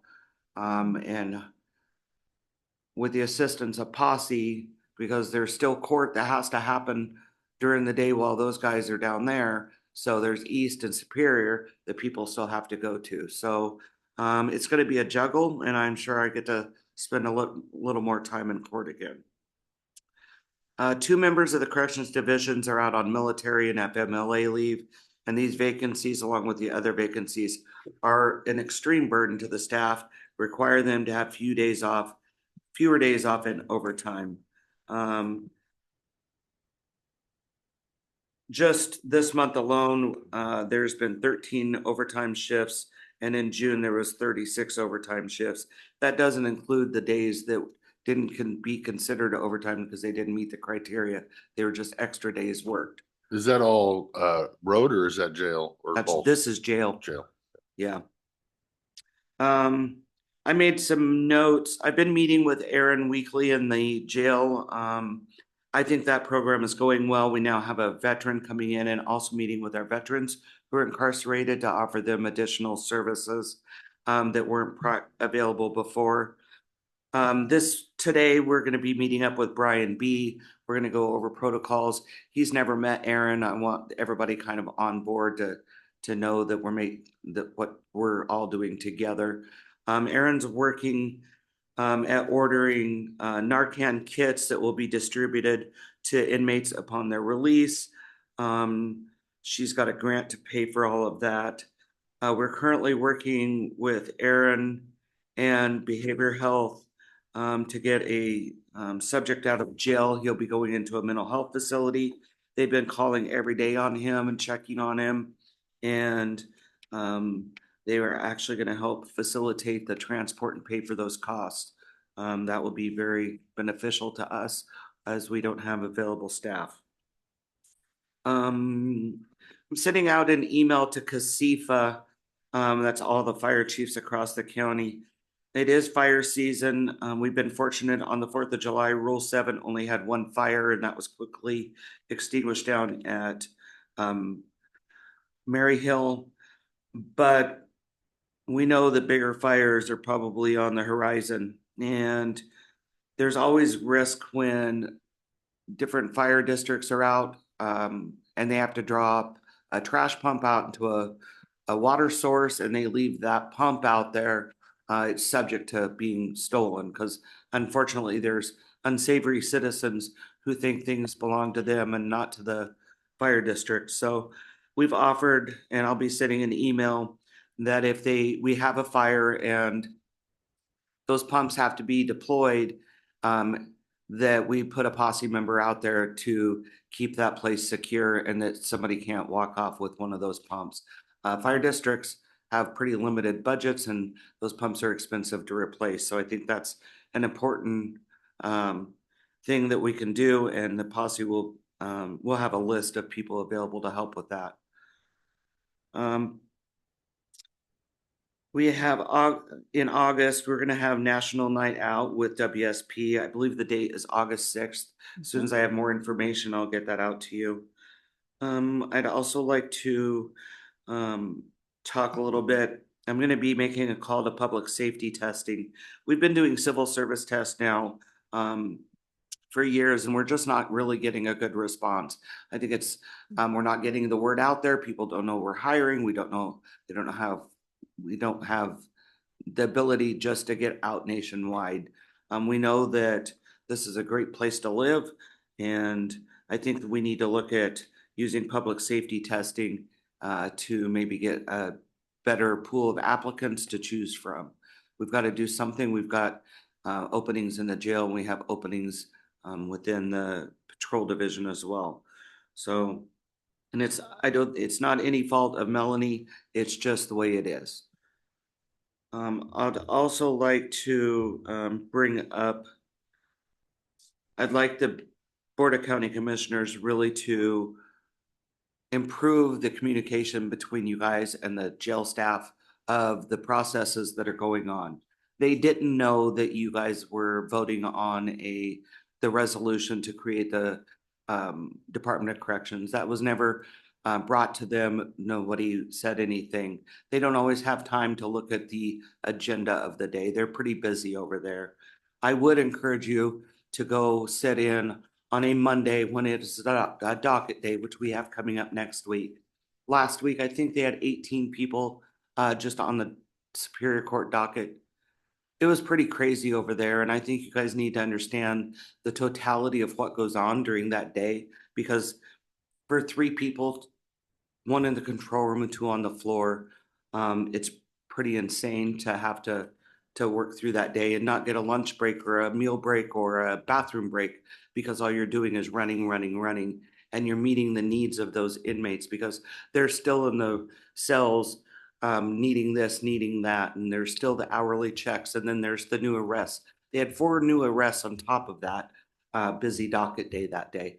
And then there was also East District Court and West District Court to deal with. So I think really I think it's an important step you need to take and go sit in there on a Monday, on a docket day, and understand what goes on. So, any questions? Clarification on who was doing inmate transport to West End. Was that corrections or was that road? Actually, it was Or both in posse and all of the above? it was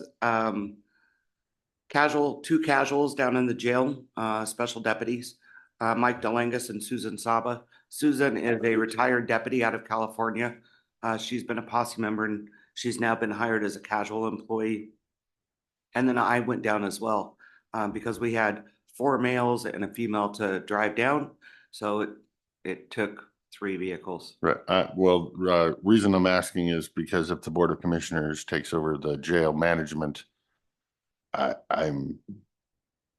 maybe I'm speculating incorrectly, but I would assume we as a board that now runs the jail would lose some of those resources. Absolutely. Whether that's deputy staff, whether that's you, whether that's reserves, whether that's timber, whether that's posse.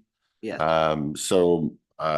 We would probably see whoever we hired as a jail manager asking for more FTEs to accomplish said tasks. Absolutely. So that's why I'm trying to get ahead of what I feel the budget will be.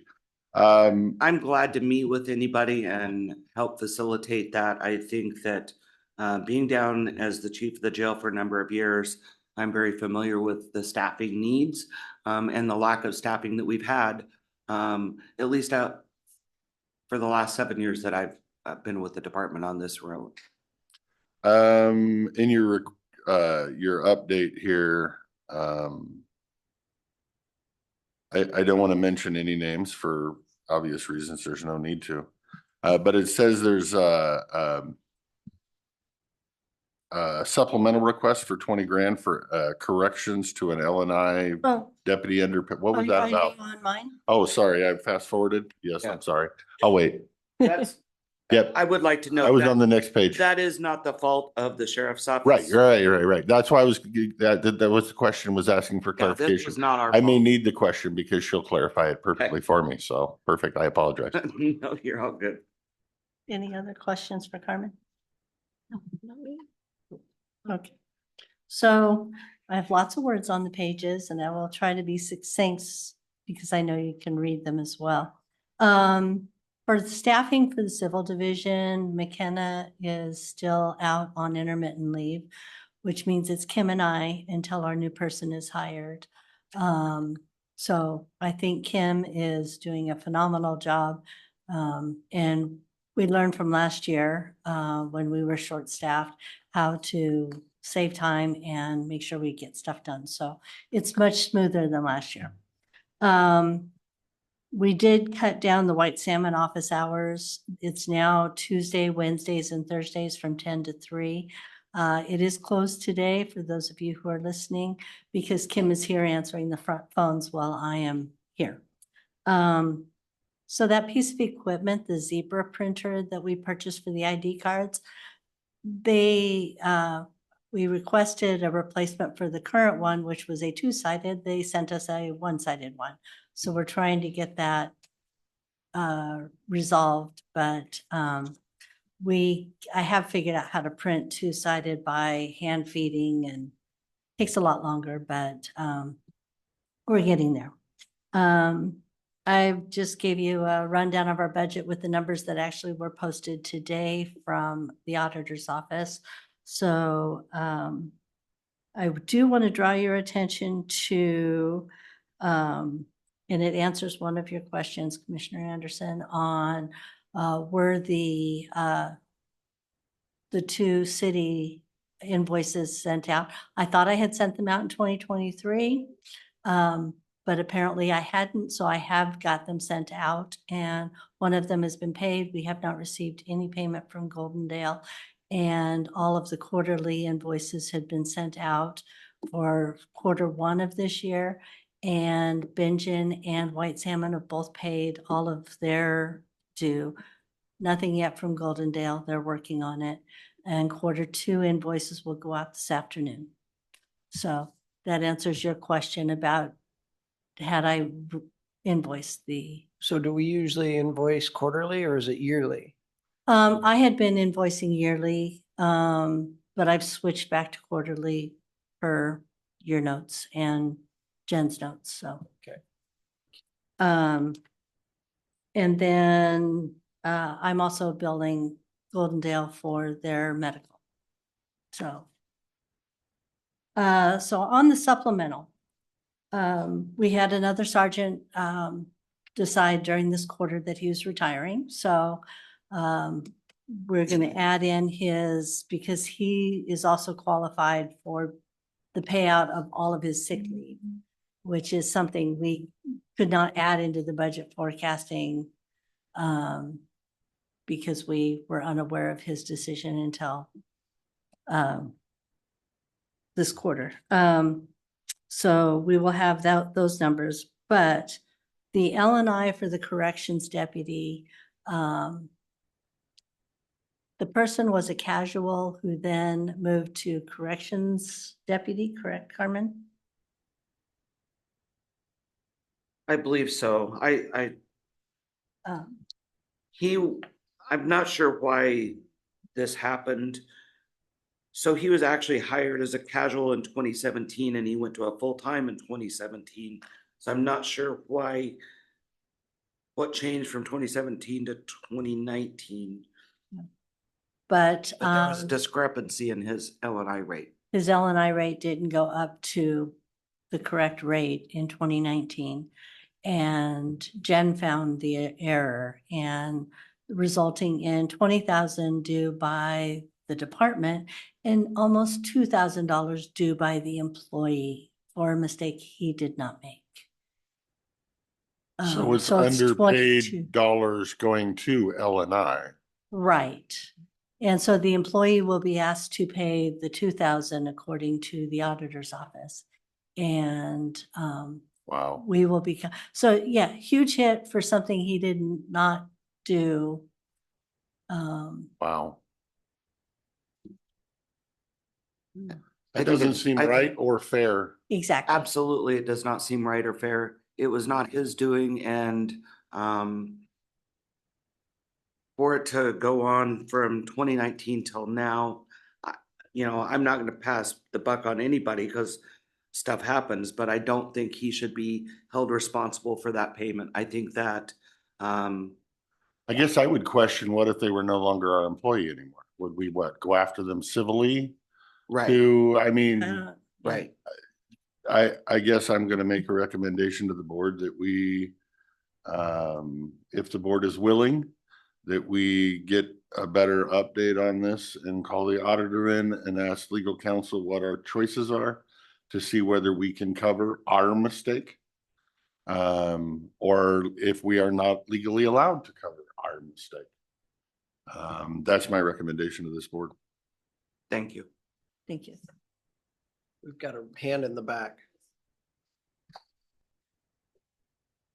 Got to come to a microphone. You'll have to come forward, Casey. I'm sorry. It's the microphone thing. The public record. Thank you. So he was originally hired as a control board operator in 2016 and transferred to a corrections officer within 6 months, I think. It was of the- 2017 because it was the year they got married. Okay, so- 2016, he worked for Buildings and Grounds or somebody. Yeah. He went from one spot to another. But he did all that, did his time in the sheriff's office when. I don't think that matters. 2017. Yeah, so from the control board operator to the corrections officer, it was like a 6-month period. It was very short, but when he went to the corrections officer, the L&I code was not changed in the system. And that was my mistake in HR. And so he stayed as the corrections officer and then went to the corporal. And so from that moment, he was not paying the correct L&I code and the county was not. And so it was just found a couple weeks ago during the budget process. So it was a mistake that we made, but it was money that was due to the state from him throughout that time. That, so he received the benefit of the additional monies over that time. In this Because paycheck. the And wrong so rate was giving, being paid. trying to, the county cover it now would likely be a gift of public funds. Correct. That's what was my concern, and I'm sure it was Commissioner Christopher's as well there. Well, I'm just looking for a legal opinion of that. This is Heather Joby. May I say something? Yes, please. Thank you, Heather. At this point, we believe that the employees portion is would be considered a gifting of public funds. I am working on writing up a PA opinion request so that we can get confirmation of that. We're also researching how many quarters we can amend with the Department of Labor and Industries, and whether or not that impacts our requirement to remit to the state, and what budgetary impact that has on the sheriff's budget. I did explain all of this to the sheriff's office, that we haven't finalized numbers or anything yet, but I wanted to give them the heads up so that we didn't get hit with a surprise when it was too late to do anything about it. Yeah, thank you for looking into that, Heather. I think that answers our questions. For now, When I'm you get looking your into more information. Just let us know when you get your answers back. I will do that. Thank you. Okay. Thank you, Casey.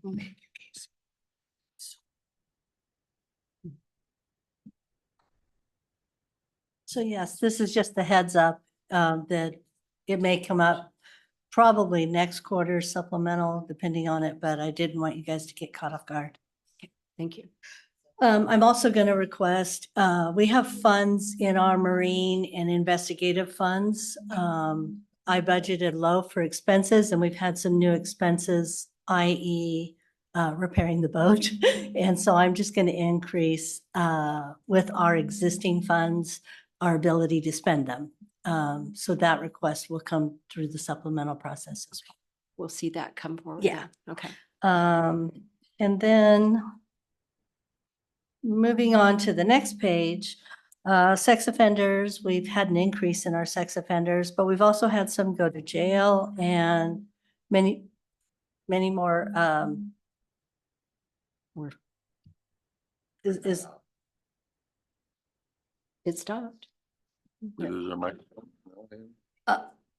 Maybe it was my Fitbit saying I need to move more. Anyway, we're watching our level 3 sex offenders who are homeless. We're watching them quite carefully. And we have 2 sex offenders in jail still. So this is just sort of how we flow on those. We have received 2 applications for range timber deputies, and they're in the background process right now. So we'll see how that goes.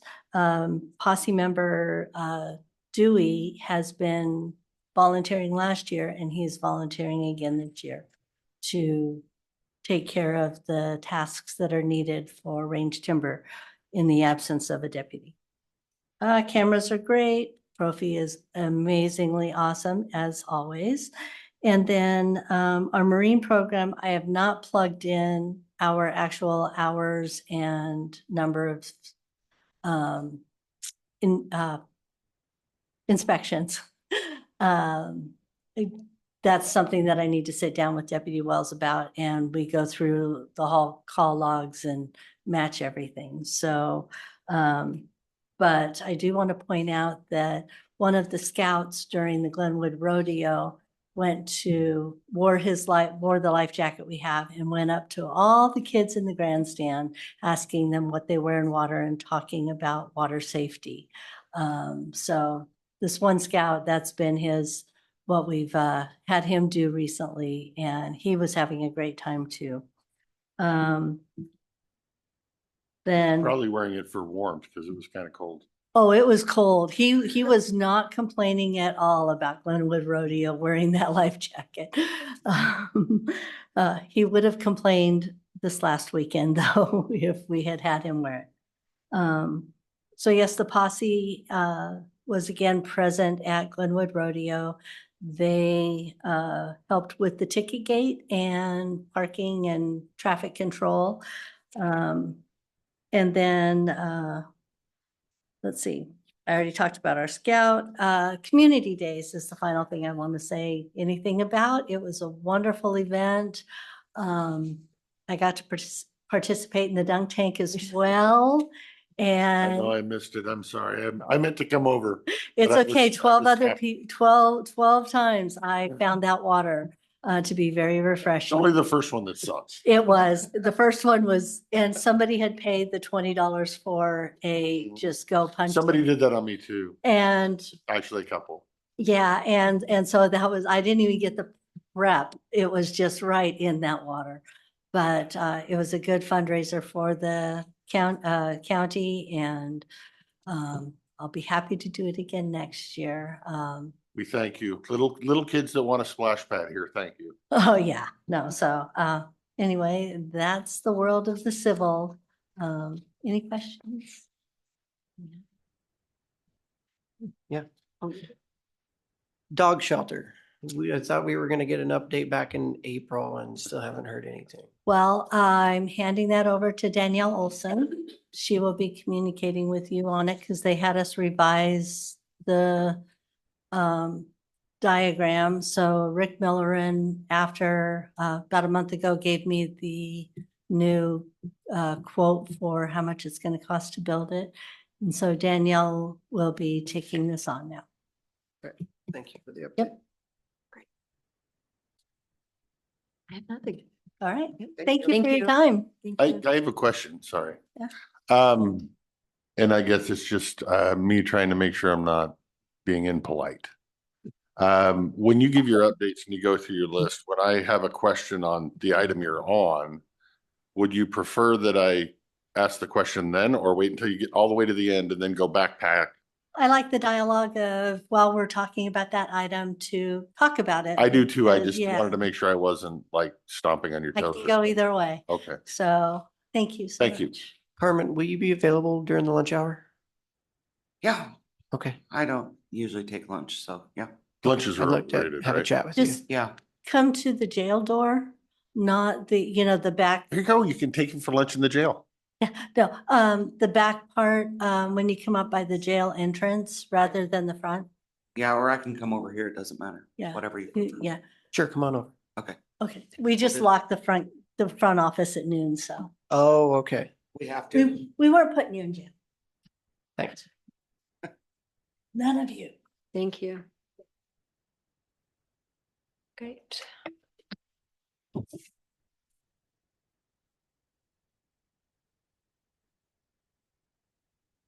Yes, we are. Mr. Van Cleve? No? Madam Chair? Yes. May I understand staff is waiting, but since you have jail update here, there might be people on Zoom that won't be clicking on until 11:15. It was not it. Most people didn't know we were, yeah, Yeah. that's, Thank you. I would, yeah.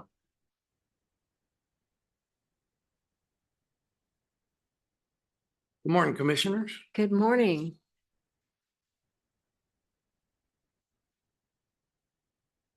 So a number of things to talk about today. I keep hearing and reading that potentially there's some confusion about whether you've made a decision to assume supervision of the jail. And it's my understanding through 2 resolutions, that question has been answered. The only remaining question is when, not if. So I'm working under that direction. So if I've made a mistake, then, but it's my understanding that we're moving towards that. That decision's been made. And I'd like to address Carmen's comment about communications. Can we do a better job? Sure.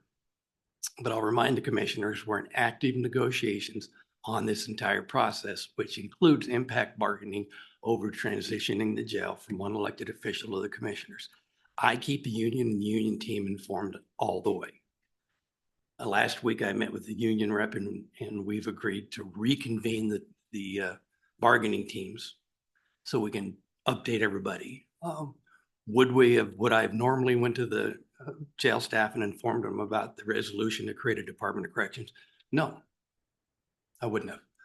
And there's a fine line in there about what I can and cannot communicate with them. So we're here every Tuesday, it's in the paper every week. I'm not sure how much we can do better than communicating than that, but we'll find a way, we'll try. But I think reconvening the bargaining teams to get caught up on everything and the next steps can help that process. Can I ask a question? Do they have the ability to communicate with the union people Yeah, about the situation? I guess I'm confused Since how we're tied up. I guess I'm confused how the corrections officers wouldn't know what's going on. That's what I'm But asking. we're just part of that communication. We're not all of the communication, but I'll commit to do what I can to make it Well, we have some blocks where the union probably doesn't. right. Yeah. So Okay. we'll try and do a better job, but it's not solely up to us to do that. And in some cases we can't do that, but we'll find a way to Thank see you. if we can. Right. I guess I only ask for our sake so that we can't be accused of not being transparent, that when we actually have a jail transition update, that it's actually posted on Thursday so people can pay attention. If they look at the agenda that came out on Thursday, I'm informed that this wasn't on here, so they might not even be paying attention today. So and I've brought this up multiple times, anytime we have a jail update, it should be on our agenda so people know when and exactly what time that we're And I doing. think that's why that's there now. Correct? The And jail we will update. be sure to update the online agenda with the approved agenda so that anyone who wants to go back and view it on the record, on the video, can see it. So speaking of that, we have two resolutions. The last one you approved created the Department of Corrections. The next resolution I've been working on for a couple of weeks, it's the final resolution. It will cover all of the remaining issues of transferring the oversight of the jail to the commissioners.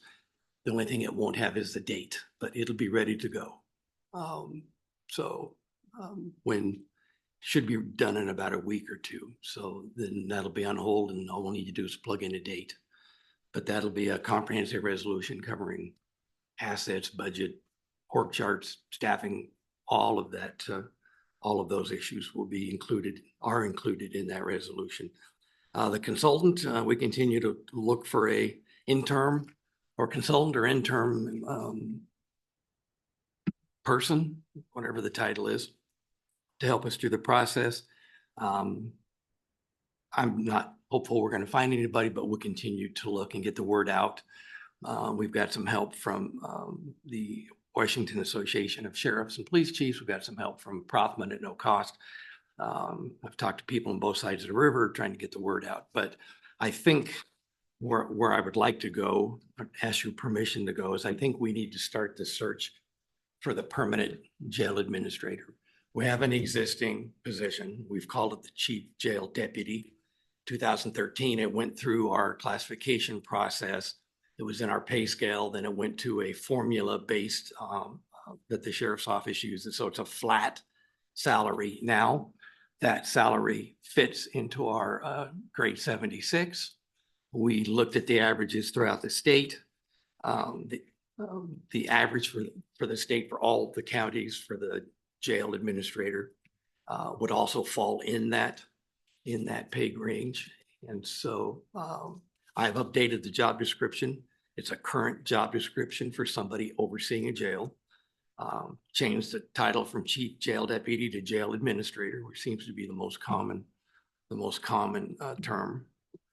There's a lot of different ones, but for someone running a Department of Corrections under the commissioners, I think that's appropriate. The one thing that I'm working on today is our job description requires law enforcement experience, requires supervision experience, does not mention detention or jail experience. All the ones I looked at from the other counties required all three. And I think if we want to find somebody that has experience in working in a corrections facility or detention facility, we need to include it in the job description. So I'm probably going to add 5 years of, we have currently 10 years of law enforcement. That's consistent across many counties. 5 years of supervisor experience. That's consistent across the counties. Most of them require 5 years of corrections or detention experience, some a little bit more. So I think I'll plug in 5 years and then or a combination. So you may get somebody that's got more of one and less of the other, but not to ask for any background in corrections, I think is a mistake. So I would, so I propose we move it to pay grade 76. Remember, the position's been under the sheriff. This will be a director. This person will be completely responsible for 16 plus employees, a $1.8 million budget that's probably going to go up.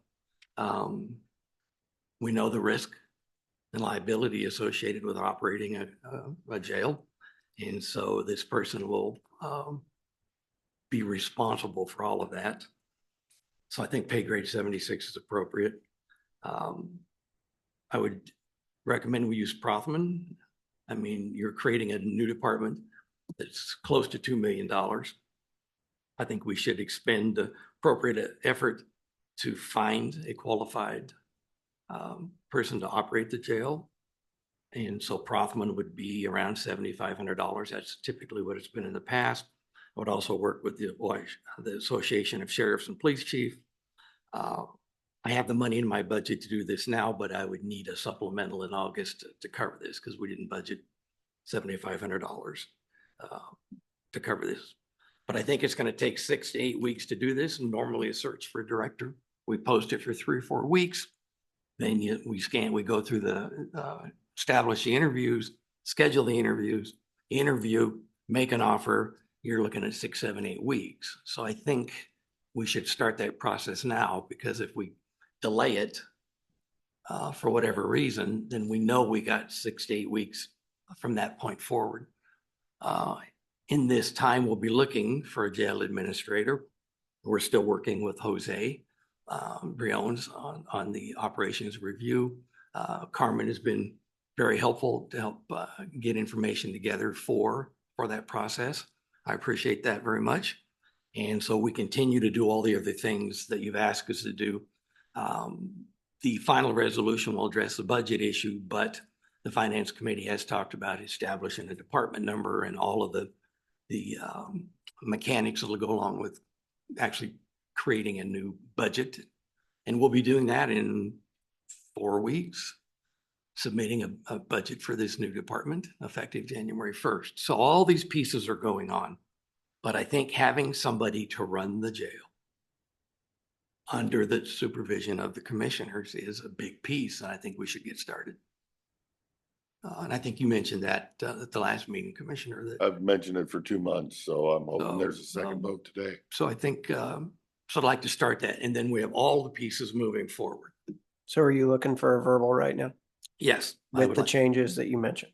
Yes, and then to engage it with the contract with Prothman, and it'll have to go through legal review and signature approval by the commissioners, of course.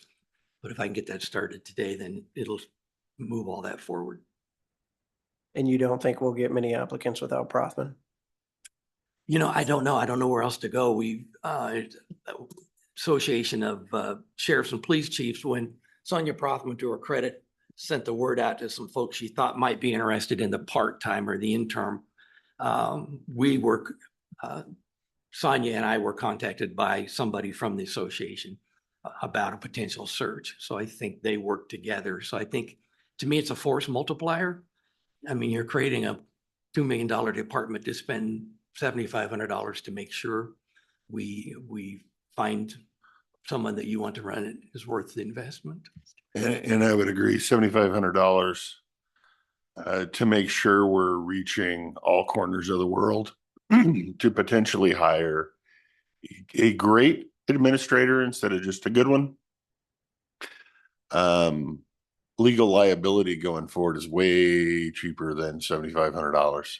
Yeah. So I'm sorry, I would spare no expense to make sure we get applicants that are the best of the best, and not just a handful. Money well spent, in my opinion. Did you mean legal liability is way more expensive? Legal liability, if you just get an average person because the good people didn't know it existed, Yeah, I mean, this is not a position that's like our other director positions. Very few of our director positions have the legal scrutiny or the potential liability that this one is going to have. So I would most definitely, I've been pushing that they must have some kind of corrections experience, because I'll respect the road. If they've never worked in a jail, they don't know what they're doing.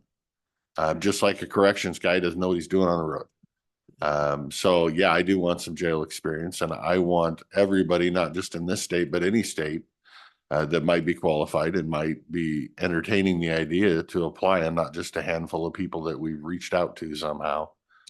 $7,500 is chump change. Budget dust, as some would refer And as I to. mentioned earlier, and thank you, Commissioner, as I mentioned earlier, you know, we did do a review of 2023 data, which is all we have at this point, for what this position is paid for at all other counties. And our grade 76 puts us, I think, in a very competitive salary. So typically, when we go to Prothman, we're kind of either at the low end of the pay spectrum, or it's an extremely difficult position to find. I think that's not necessarily the case here. So hopefully.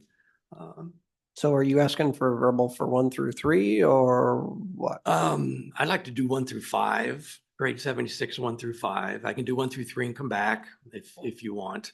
I think the thing I'd like to get, yes, 1 through 5. And then we'll post it, permission to post it, to engage with Prothman, go through the process to get that contract approved and in place, and any other folks that I can reach out to do that. So yes, verbal to do that. The contract with Prothman will come back to you on a consent agenda. So you'll approve that then, and then to make the changes to the job description, which when we do the final resolution and we submit an org chart, it'll have this position with this title as part of that new department, adding 5 years corrections experience and changing it to jail administrator. So verbal to make all of those changes. You have my verbal to make all of those changes. Right. I appreciate that. So hopefully I've made things a little clearer. I will work with Carmen and the union, Bob, of course, the sheriff, to make sure we're communicating appropriately and the best we can. Well, and that's the thing. I don't know that I don't want to put blame anywhere, because I don't know, but anywhere we can help facilitate for anybody else's lack of communication. If the union's not being very communicative, if we can, loop somebody in that then loops somebody else in, however we could manage would help the self and the health and mental. And I'm not blaming the union health by of any our means. future employees. And I'm not blaming the union by any means. Right, either am I. The multi-legged stool, we just all need to, and I think getting us in the same room again is going to help kind of bring us all to the same page and what's going to happen next and that kind of thing. So again, I hope I provided a little clarification that I keep hearing the if, and the if has been answered. It's now just when, and all pieces of this are moving forward Due to that diligence. Yeah. So I appreciate any it. questions? No, sir. Thank you for your work. Thank you. Thank you, Commissioner. Casey, don't leave. I just want to say one thing. Thank you for coming up on that. And I want to say you've taken on that on your shoulders. And in my mind, I'd like to dispel that just a little bit. That was a lot of years. That's a lot of years ago, and a lot of transitions in employees and managers and everybody, where this was just bubbling around in our system and it wasn't caught. And don't let that burden you, because I appreciate you and everything you do. And that's a small super glitch. I would second that. I mean, mistakes happen. None of us are perfect. And so I hope you don't take it anywhere as an attack on you, or it has nothing to do with that. I was just looking at ways of trying to make a wrong that we made. I said we, and make it right, so that nobody has to be potentially harmed by it. But yeah, move on. You're doing a great job. Keep plugging away, and shit happens. So don't be hard on yourself.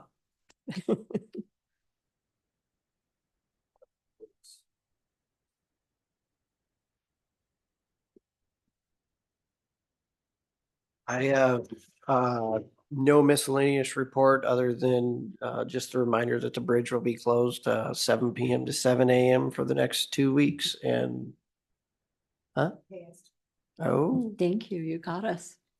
Madam Chair, I'd make a motion to approve pay estimate number 4 for the Fairground Sale Barn project in the amount of $216,029.45. I will second that because I forgot it too.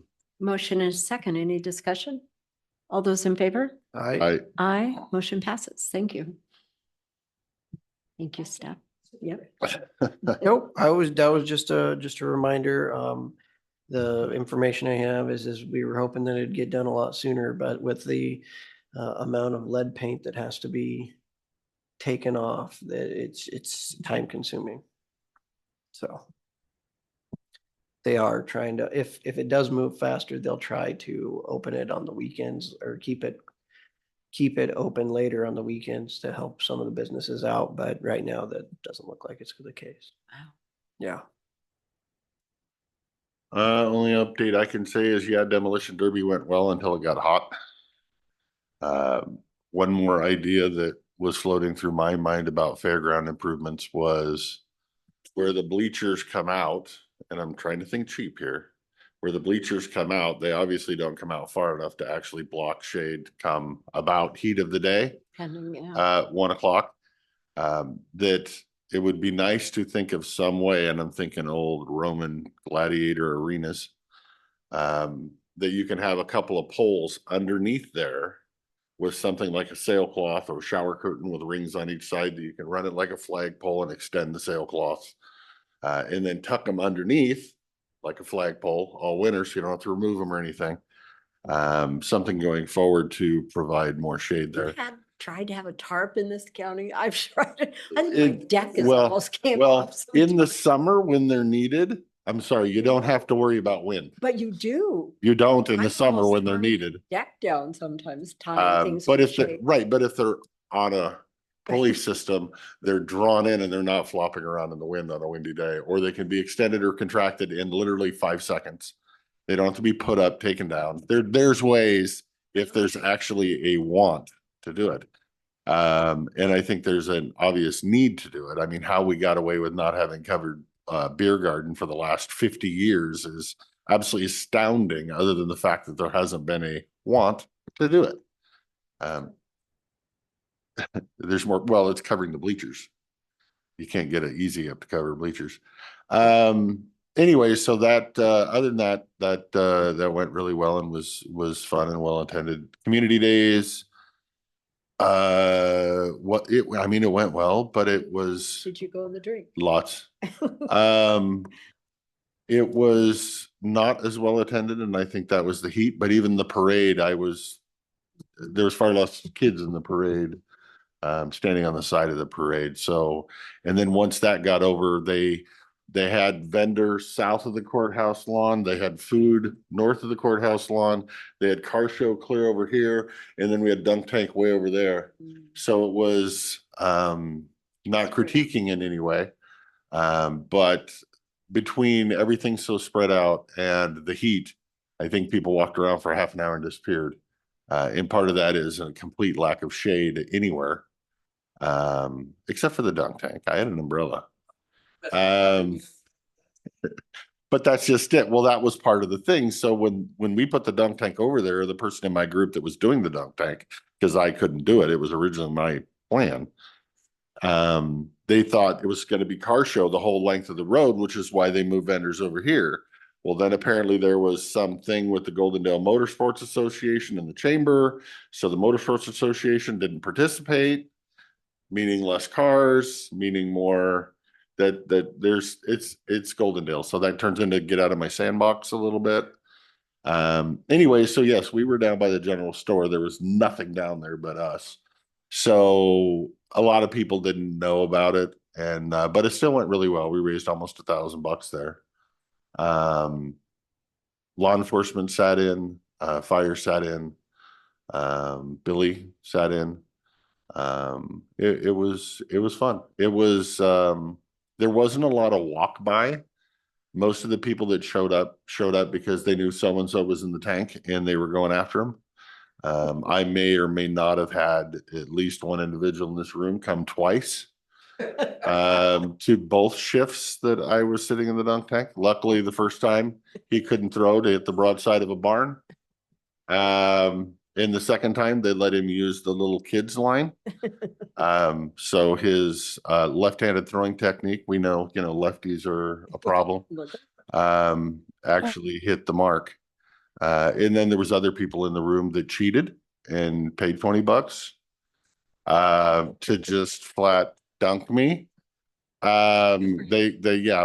need to have an executive on disciplinary action to public employees here coming soon.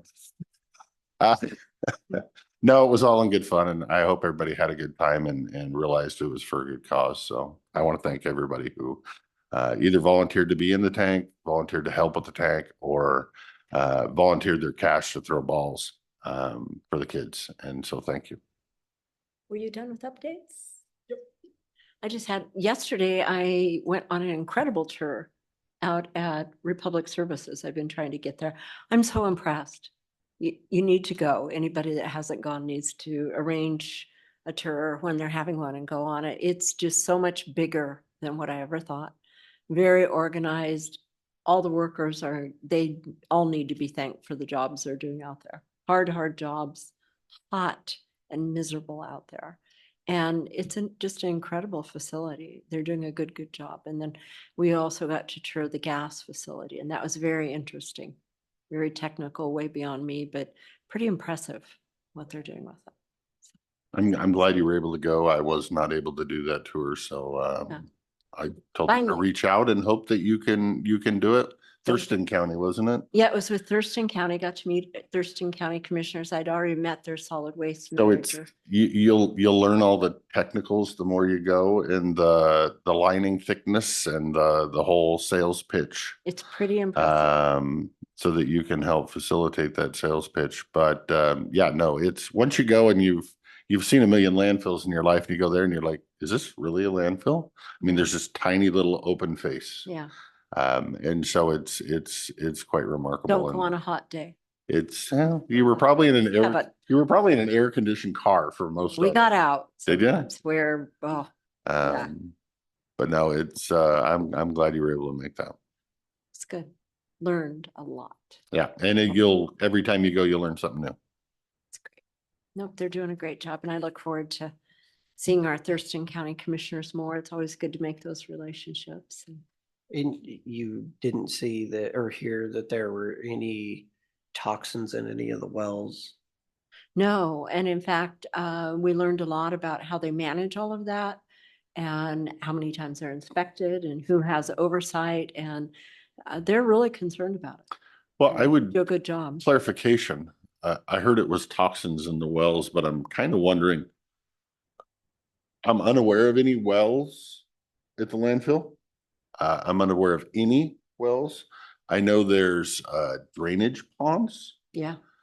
So I'm curious if the individual that said toxins in the wells was actually talking about drainage ponds or leach ponds. Misconstrued them for something else. else. So there's I don't know what's going on there. Because they call just for things different clarification, I don't believe there's any wells at the landfill. Well, there's a lot of wells. They're called gas wells. So there you go.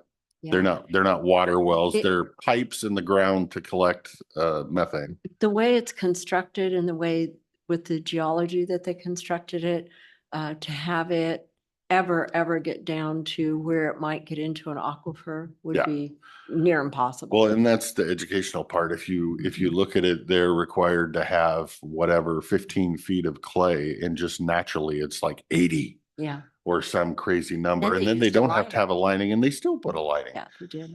Best lining money can buy. So even if the lining wasn't there, it would never make it through the natural clay. And then the So basalt under there. and then so you're absolutely right with the absolute perfect natural location to this is not leaking down into somebody's water well.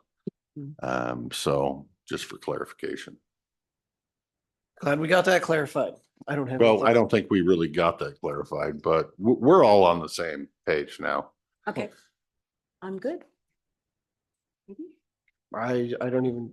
Madam Chair, I would make a motion that we adjourn the meeting for the day, noting that there will be no workshop scheduled for July 11th. I will second the motion and make it crystal clear that we are done for the day and will not be returning after lunch. Thank you. Any more discussion? No, I feel weird going home at 11:30 or getting out of this room at 11:30 anyway. I won't be going home, but It's okay. I have a list, so that's what I'll go do now. We'll be out of public session and go to work. yeah, I get some phone calls to make, Yep, so that works. that's right.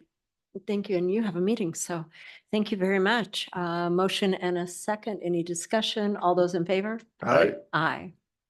Thank you. Motion passes. Case closed.